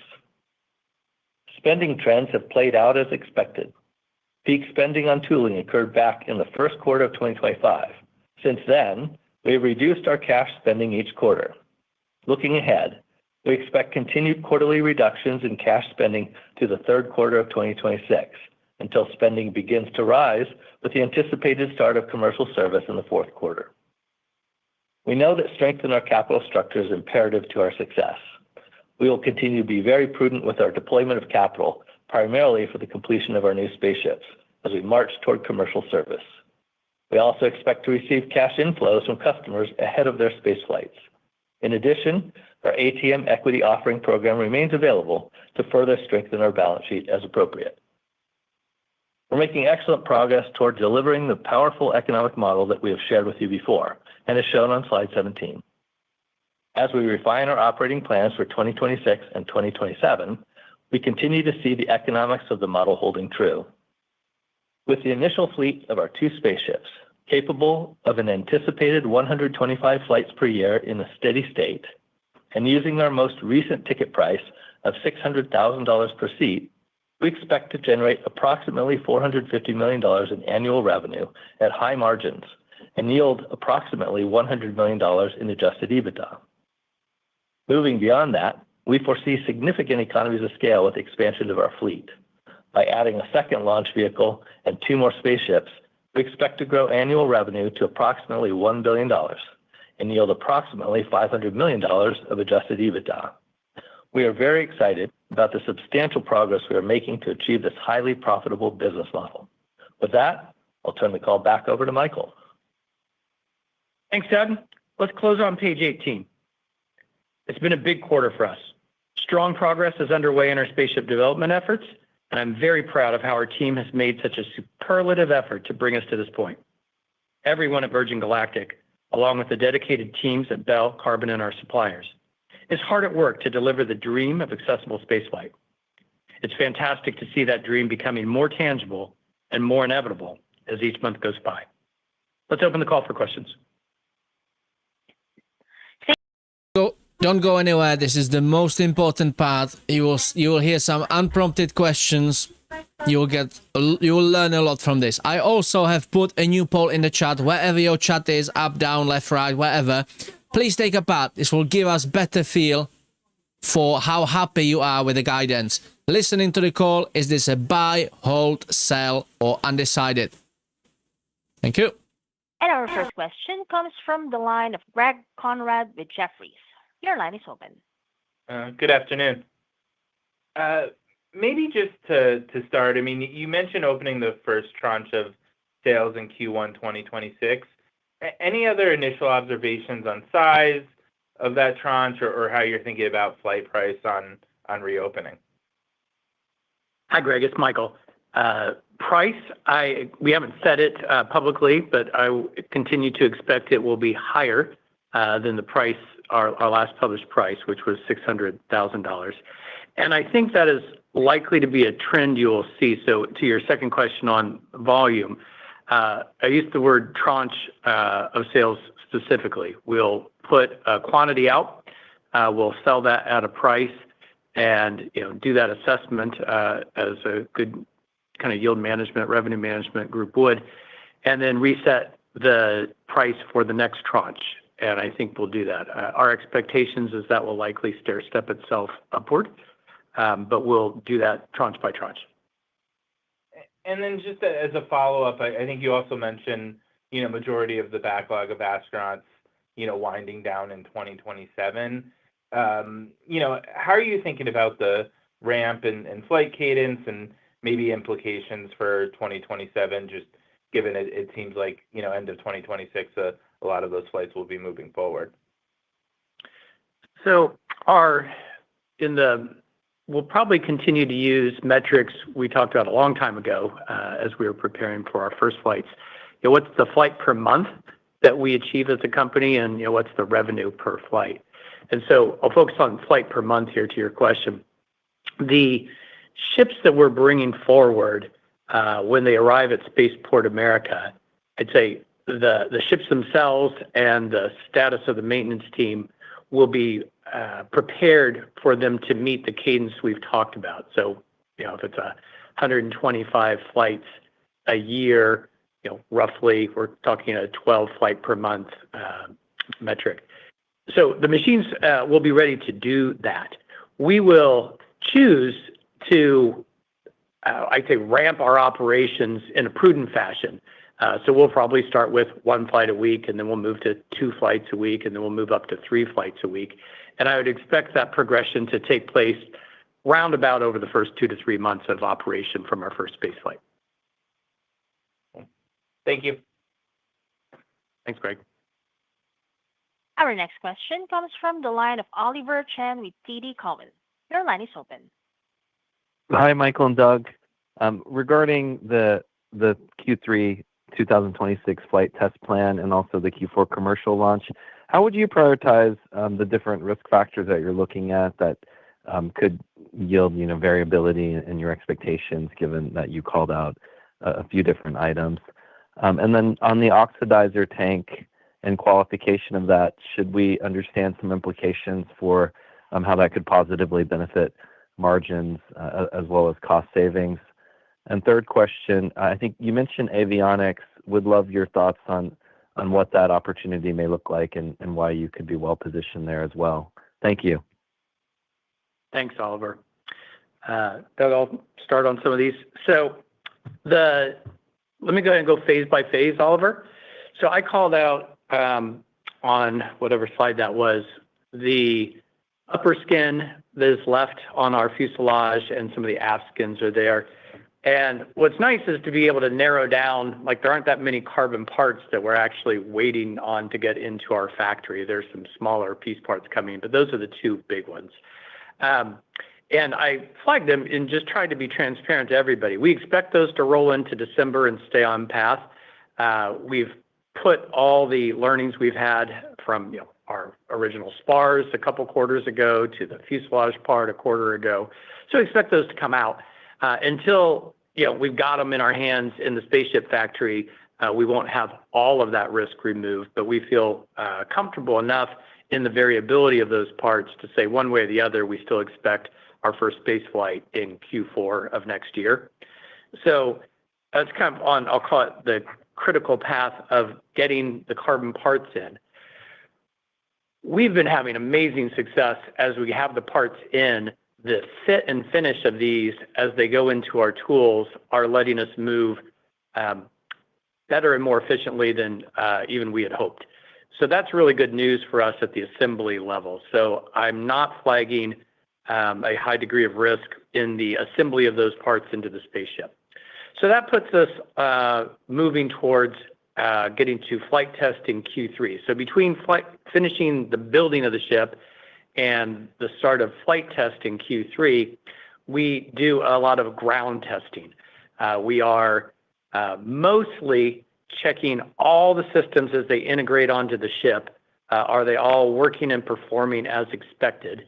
And we do an important test called a ground vibration test that allows us to check kind of the harmonic resonance of the ship itself before we put it into flight. Those things have variability across each test, but we believe we've allotted enough time within that to handle the variability of any of the individual tests or the system test. So we feel good and confident in our Q3 start of flight test. For flight test, you may recall, Oliver, we are talking, the primary thing we're looking to do here is dial in the fly-by-wire flight system that our pilots use to control the ships. That's a new upgrade for this class of ships versus our original ship Unity.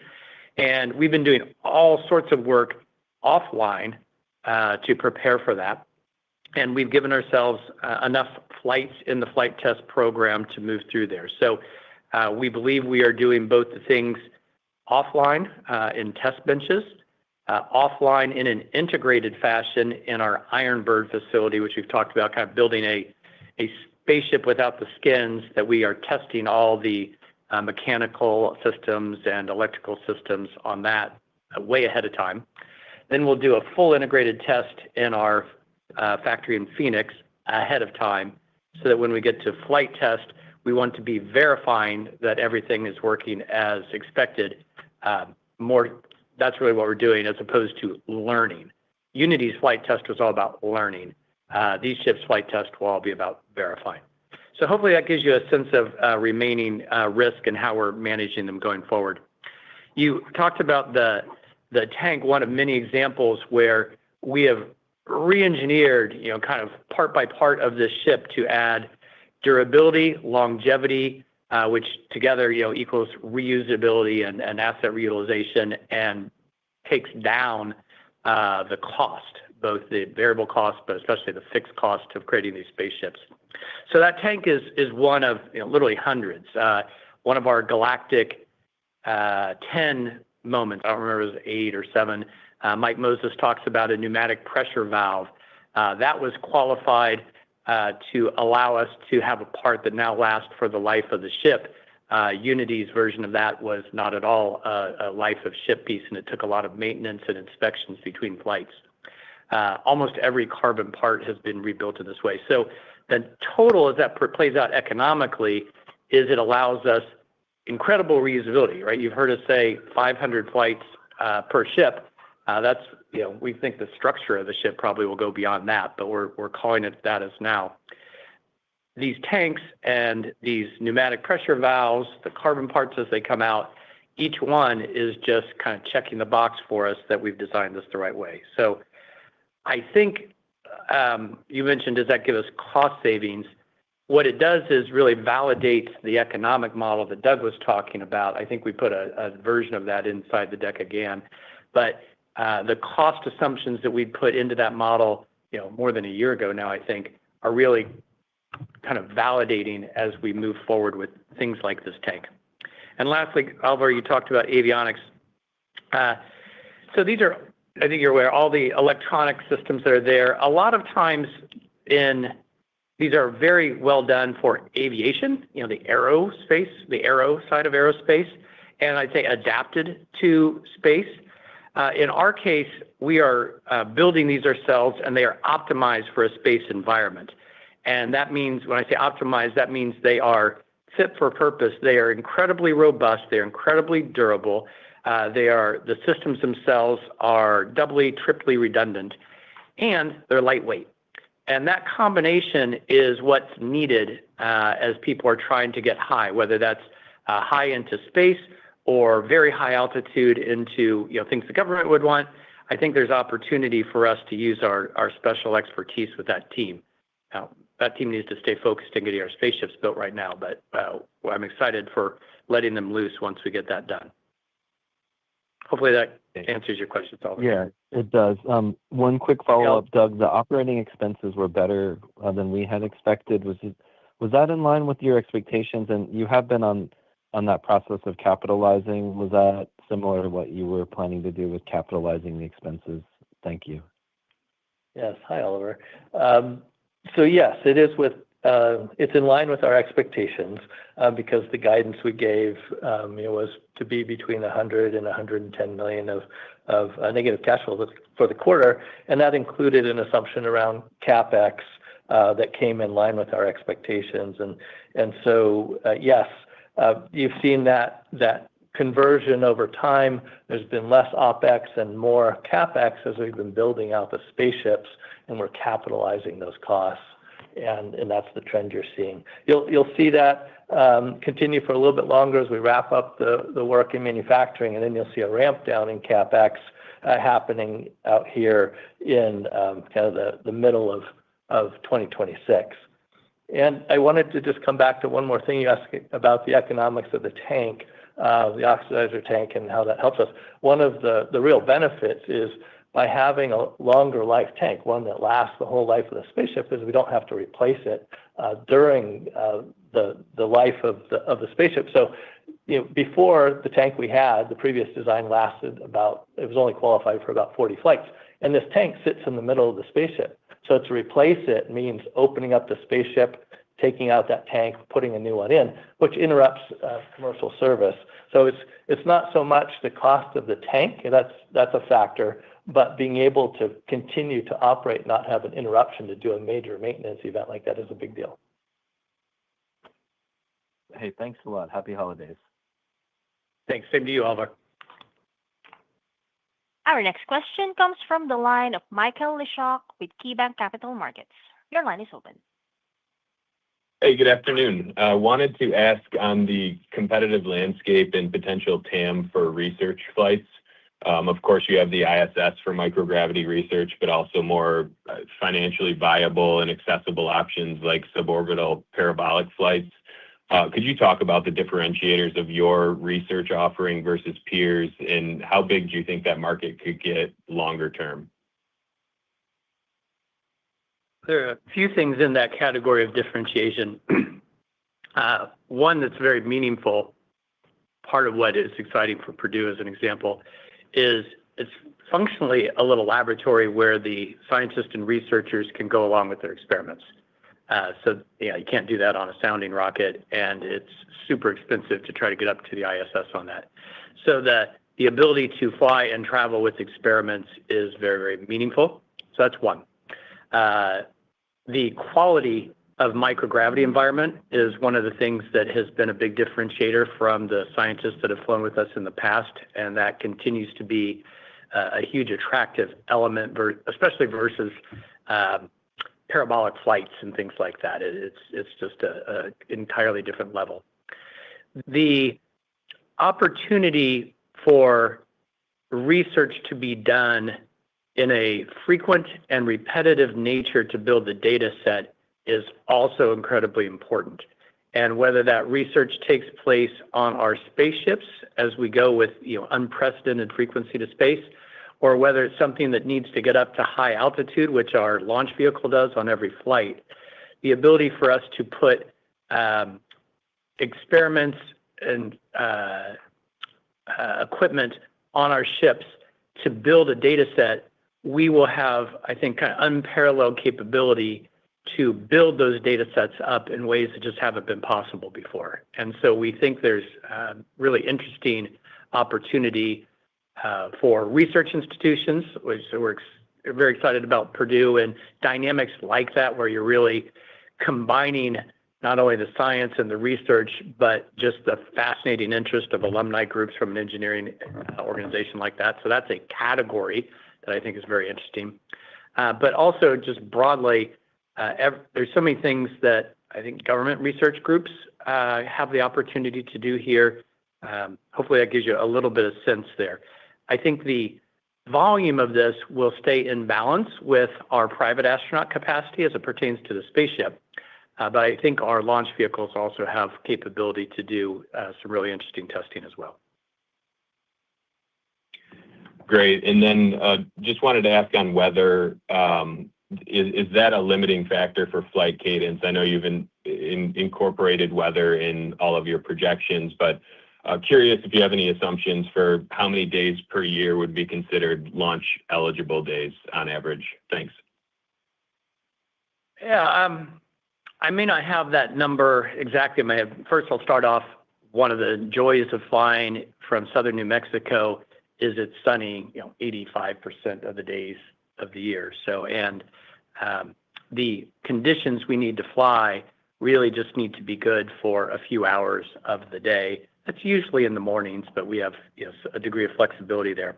So the very location we chose is the first thing that benefits us from weather.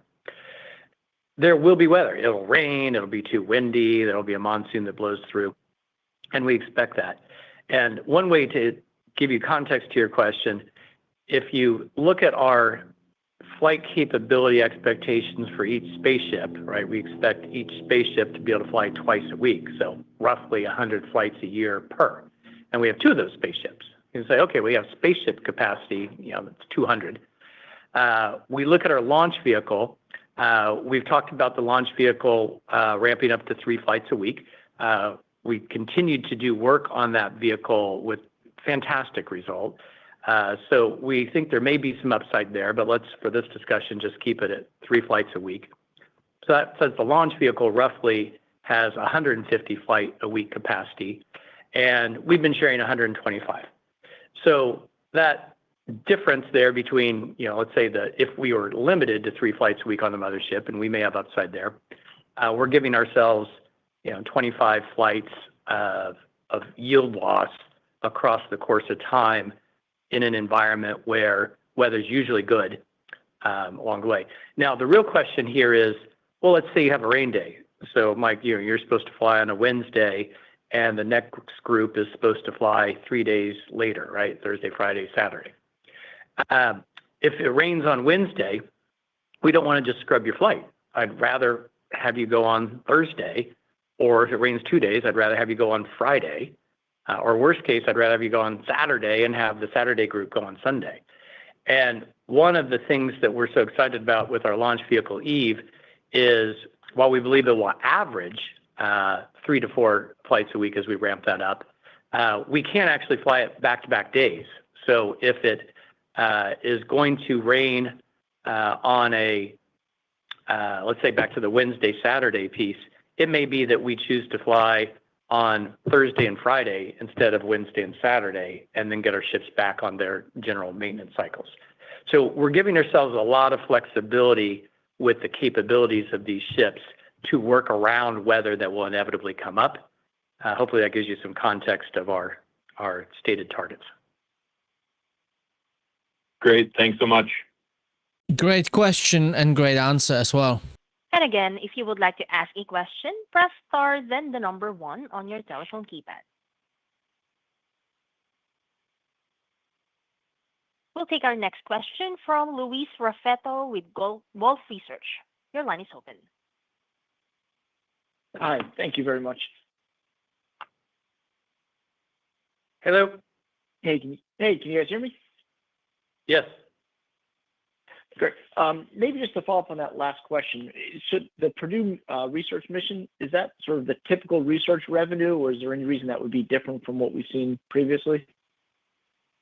No reason you should expect that to be different from our last stated pricing. Okay, thank you. And then as we think about cash flow next year, I know you talked about the spend coming down, through the third quarter, but then in the fourth quarter, sort of start to go back up as you start commercial ops. Do you still see a path to positive free cash flow as those ops start back up, or start up, excuse me? Yes. So we've got this downward trend in our spending, which gets us through to the start of commercial service. And then the cash flow positivity will be a function of a couple of things, the timing of that. And the first is the flight rate, and then it'll be the ticket pricing of what's blended in the manifest.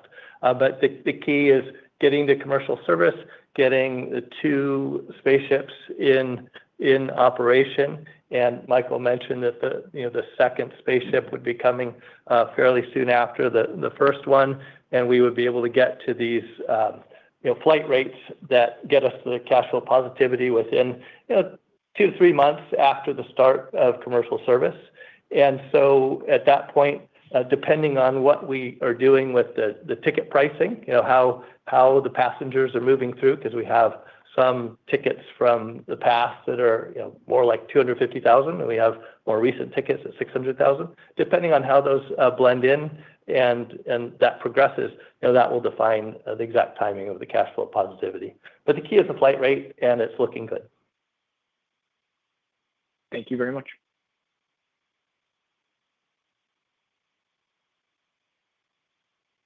There are no further questions at this time.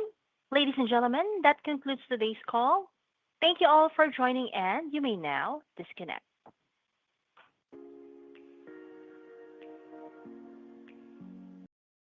Wow, what do you think? Or what are your thoughts? We will wrap it. I will stay on for 10-15 minutes. We might see Sensei live as well. Let me just quickly check through. Something. If we are getting any updates. If we are getting any updates on the government shutdown progress. Do we have any updates? Oh, thank you, Jerry and Elba. Thank you, Elba. Just got a super chat. I can't put it on the screen because it's not working somehow, but thank you. I love it. God blessing and our love to Martyn and the Lucas8 family. Great job, Vaz. Thank you, Elba. Can we all send love to Elba and Jerry, our honorable members and honorable moderators? They have been going through some rough times, very bad news. I don't want to talk about it, but on their behalf, but let's please send some love to Jerry and Elba in the chat. Let's send some hearts. I'll go first. Hang on. I will go first. You can copy and paste it for them.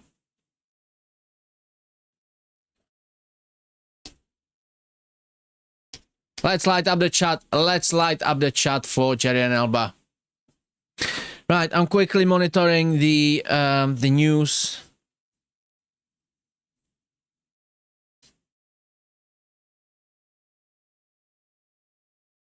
There's no live update. There's no live update on Donald Trump talking or the government shutdown. All right, so let's get back to the call. I can see your hearts. Thank you. Keep sending them.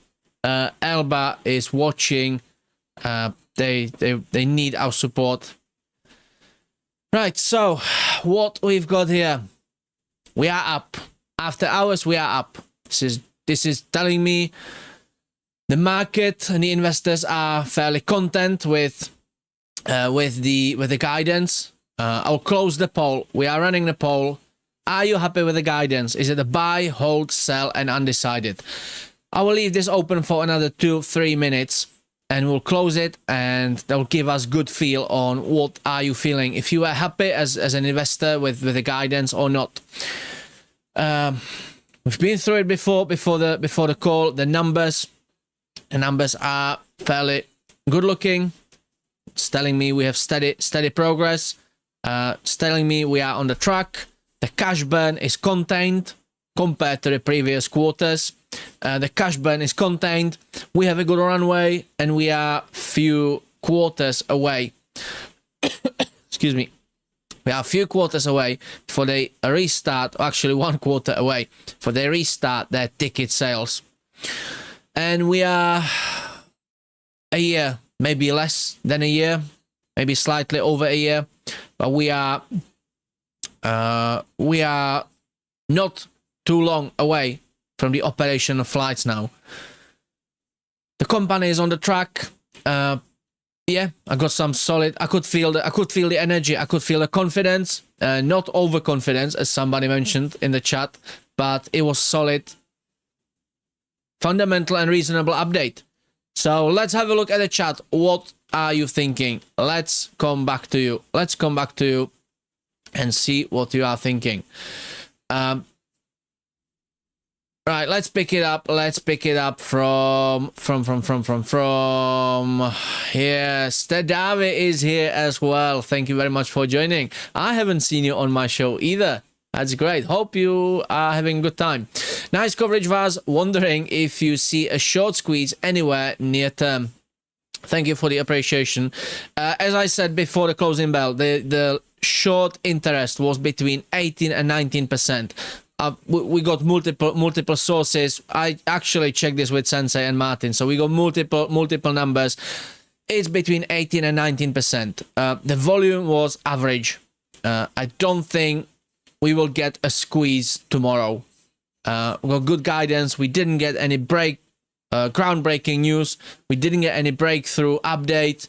I don't think we will get any news. Any squeeze tomorrow.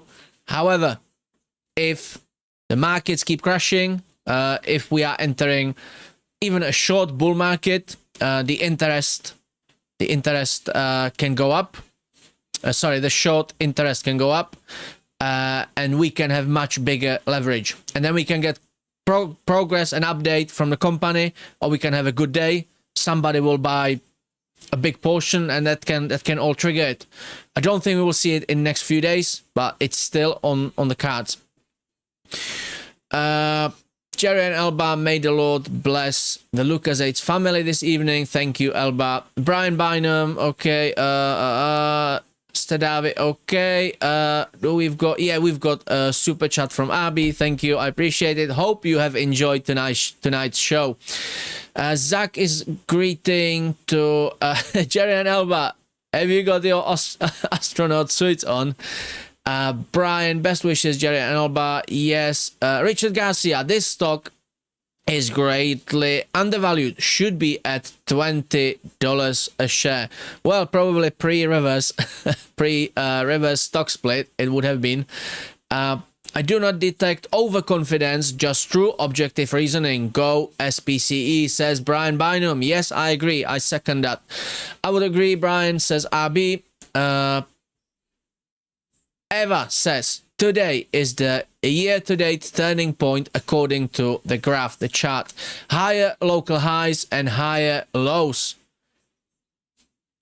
Moving average 50, 200, and the news will decide the direction. Yes, I think this could be the breaking point for Virgin Galactic around this time. Very correct, says Zach. There's no weather in New Mexico. Yeah.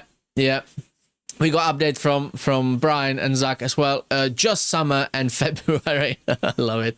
That was a great question. That was the best question of the call, because now you can just use maths and you can figure out, are we gonna be profitable every day of the year? Are we gonna lose some revenue if we have some weather setbacks? And the answer was even better. I love this one. I love that one. See, this is the reason why you need to stay on for the Q&A section.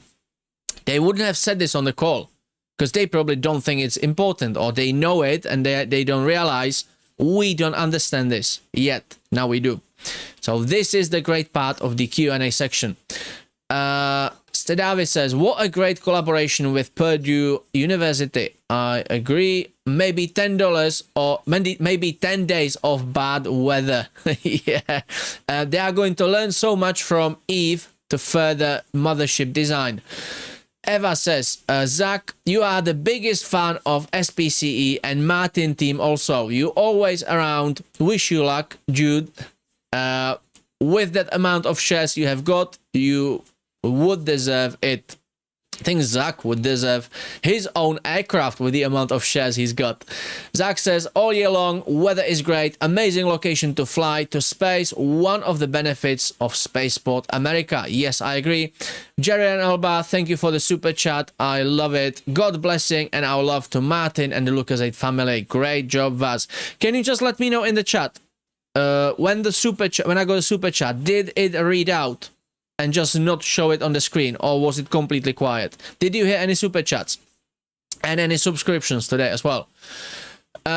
If I could afford a space flight, this is definitely the one, says Abi. I would strap myself in, not one laying on my back, going straight up.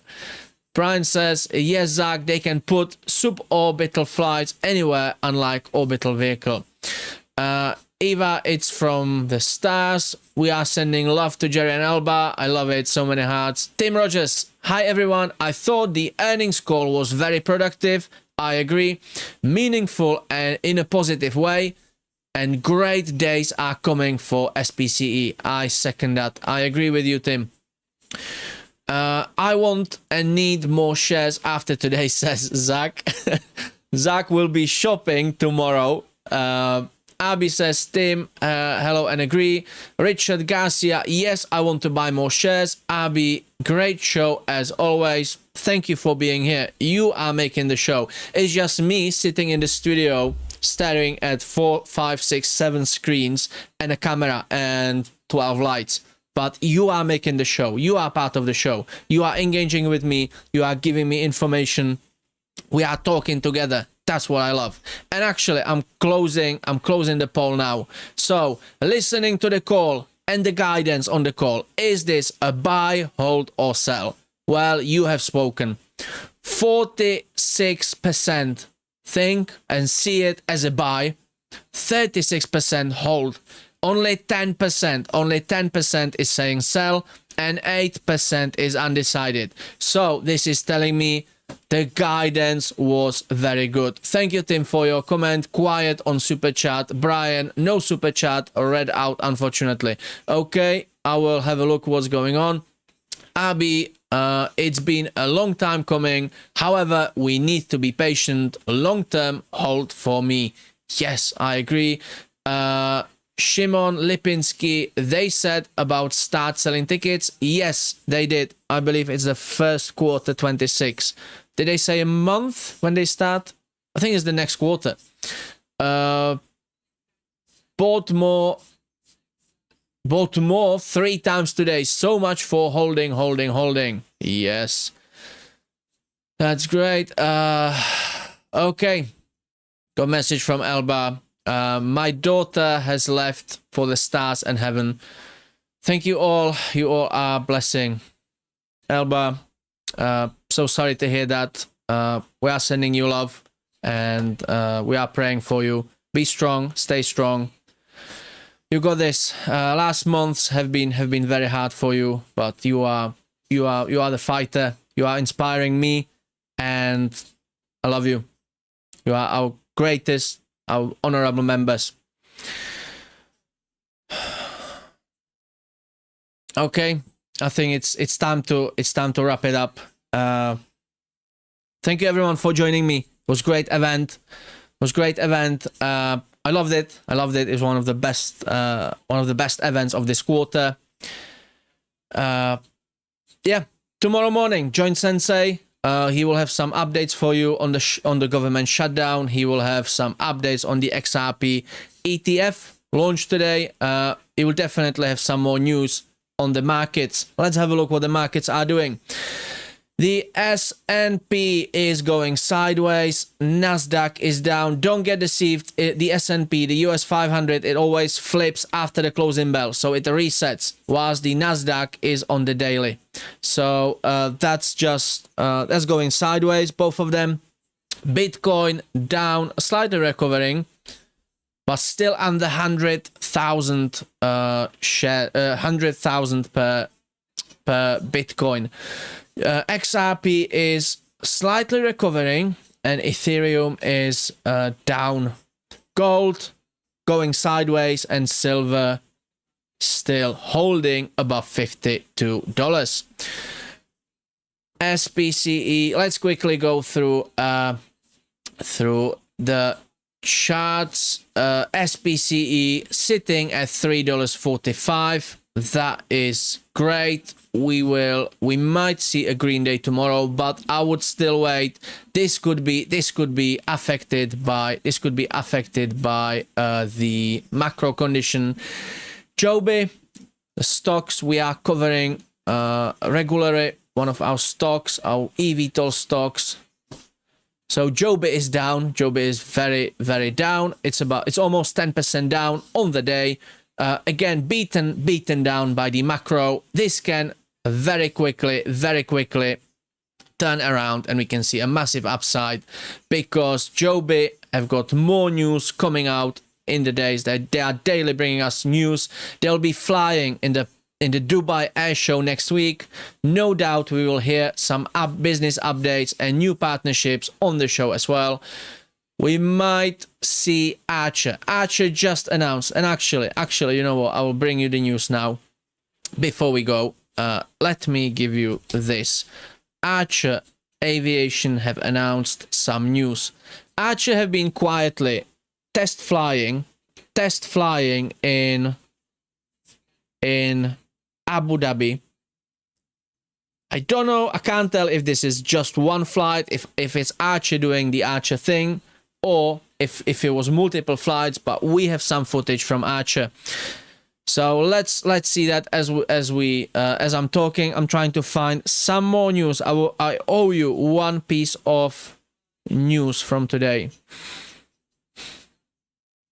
I won't. I will show you on Saturday. I was going to show you the footage of Vertical Aerospace flying today, but it's not on. It's not online yet. My friend Colin, he's still uploading it, so I will show you exclusive footage probably before Vertical Aerospace. I will show you on Saturday. We can see the footage from Archer. Archer currently again beaten down by the today's macro, sitting just below $8, $7.98. Excuse me. I marked up. Let's have a look at the video, and I will show you what is the markup. I think we need to zoom in on Archer. I think we need to zoom in on Archer on the chart. This is by the way, this is the remotely controlled aircraft. This is not a piloted aircraft. We are still waiting for the piloted aircraft, November 704 Alpha X-ray, to be rolled out and to be piloted. This is not it, but we are flying. We are finally flying and collecting data in Abu Dhabi, and this is the second country Archer Aviation have flown in. First United States, and first time abroad. Proper flight, not just a short hover. I love this scene. That's beautiful. So if we zoom in on the chart, I think we need to zoom in and mark up few more supports and resistances. The main pivot line will be the $8 mark, which I highlighted in blue. And I think we have first support $7.80. We'll be bouncing between $7.80 and $8.20.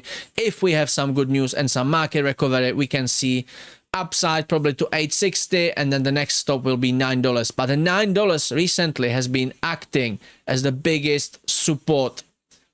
If I zoom out on the 3-month, how do I do it? $9 has been historically the biggest support on the lower levels. So I think we'll bounce off it again. I'm not so optimistic on Archer doing any big push, but long term, I think they will go up. Vertical Aerospace, let me just squeeze this in.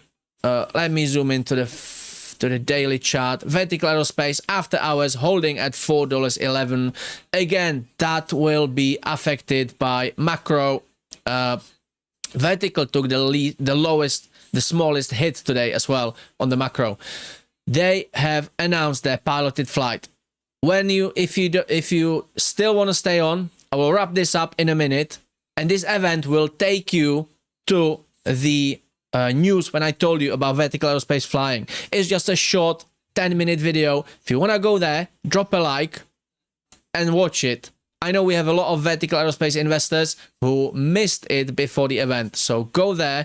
There's still plenty of room for you and plenty of time for a quick, if not investment, for a nice trade in and out. This is not financial advice, but when the market recovers and on the back of next week's news, next week's updates from Dubai Air Show, I can see an upside on Vertical Aerospace.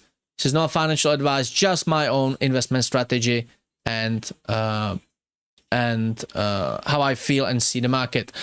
EHang is going sideways after hours. Horizon Aircraft, we are not getting any numbers, but I have been foreshadowing the $1.50 drop. If we break through this for multiple times, we can see coming lower and lower and lower.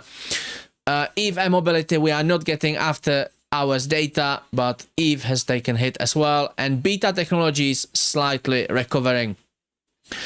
The S&P is up.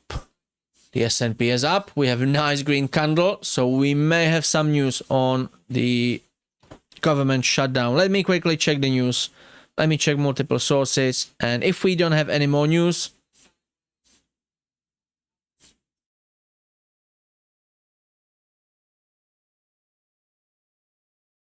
I will wrap it up.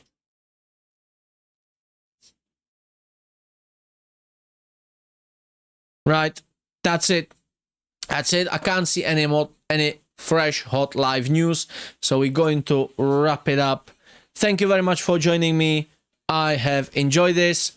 Stay where you are. Don't go anywhere. Stay where you are, and please watch the next event, because again, it might be great investment and trade opportunity for you in that event, because the market has not picked it up, the market has not reacted to it. It's a big milestone, and they actually beat Archer Aviation, the market leading company, to it. Just saying. So if you stay where you are, that will take you there. Thank you. I loved it. I loved it today. Great show. You made it a great show. I will see you. I might see you tomorrow. If I won't see you tomorrow, join Sensei in the morning for his market forecast, 2 hours before the opening bell. And I will be live on Saturday with my live Saturday eVTOL show, what it would have been an hour before the opening bell. That's it from me. Take care of yourselves and each other.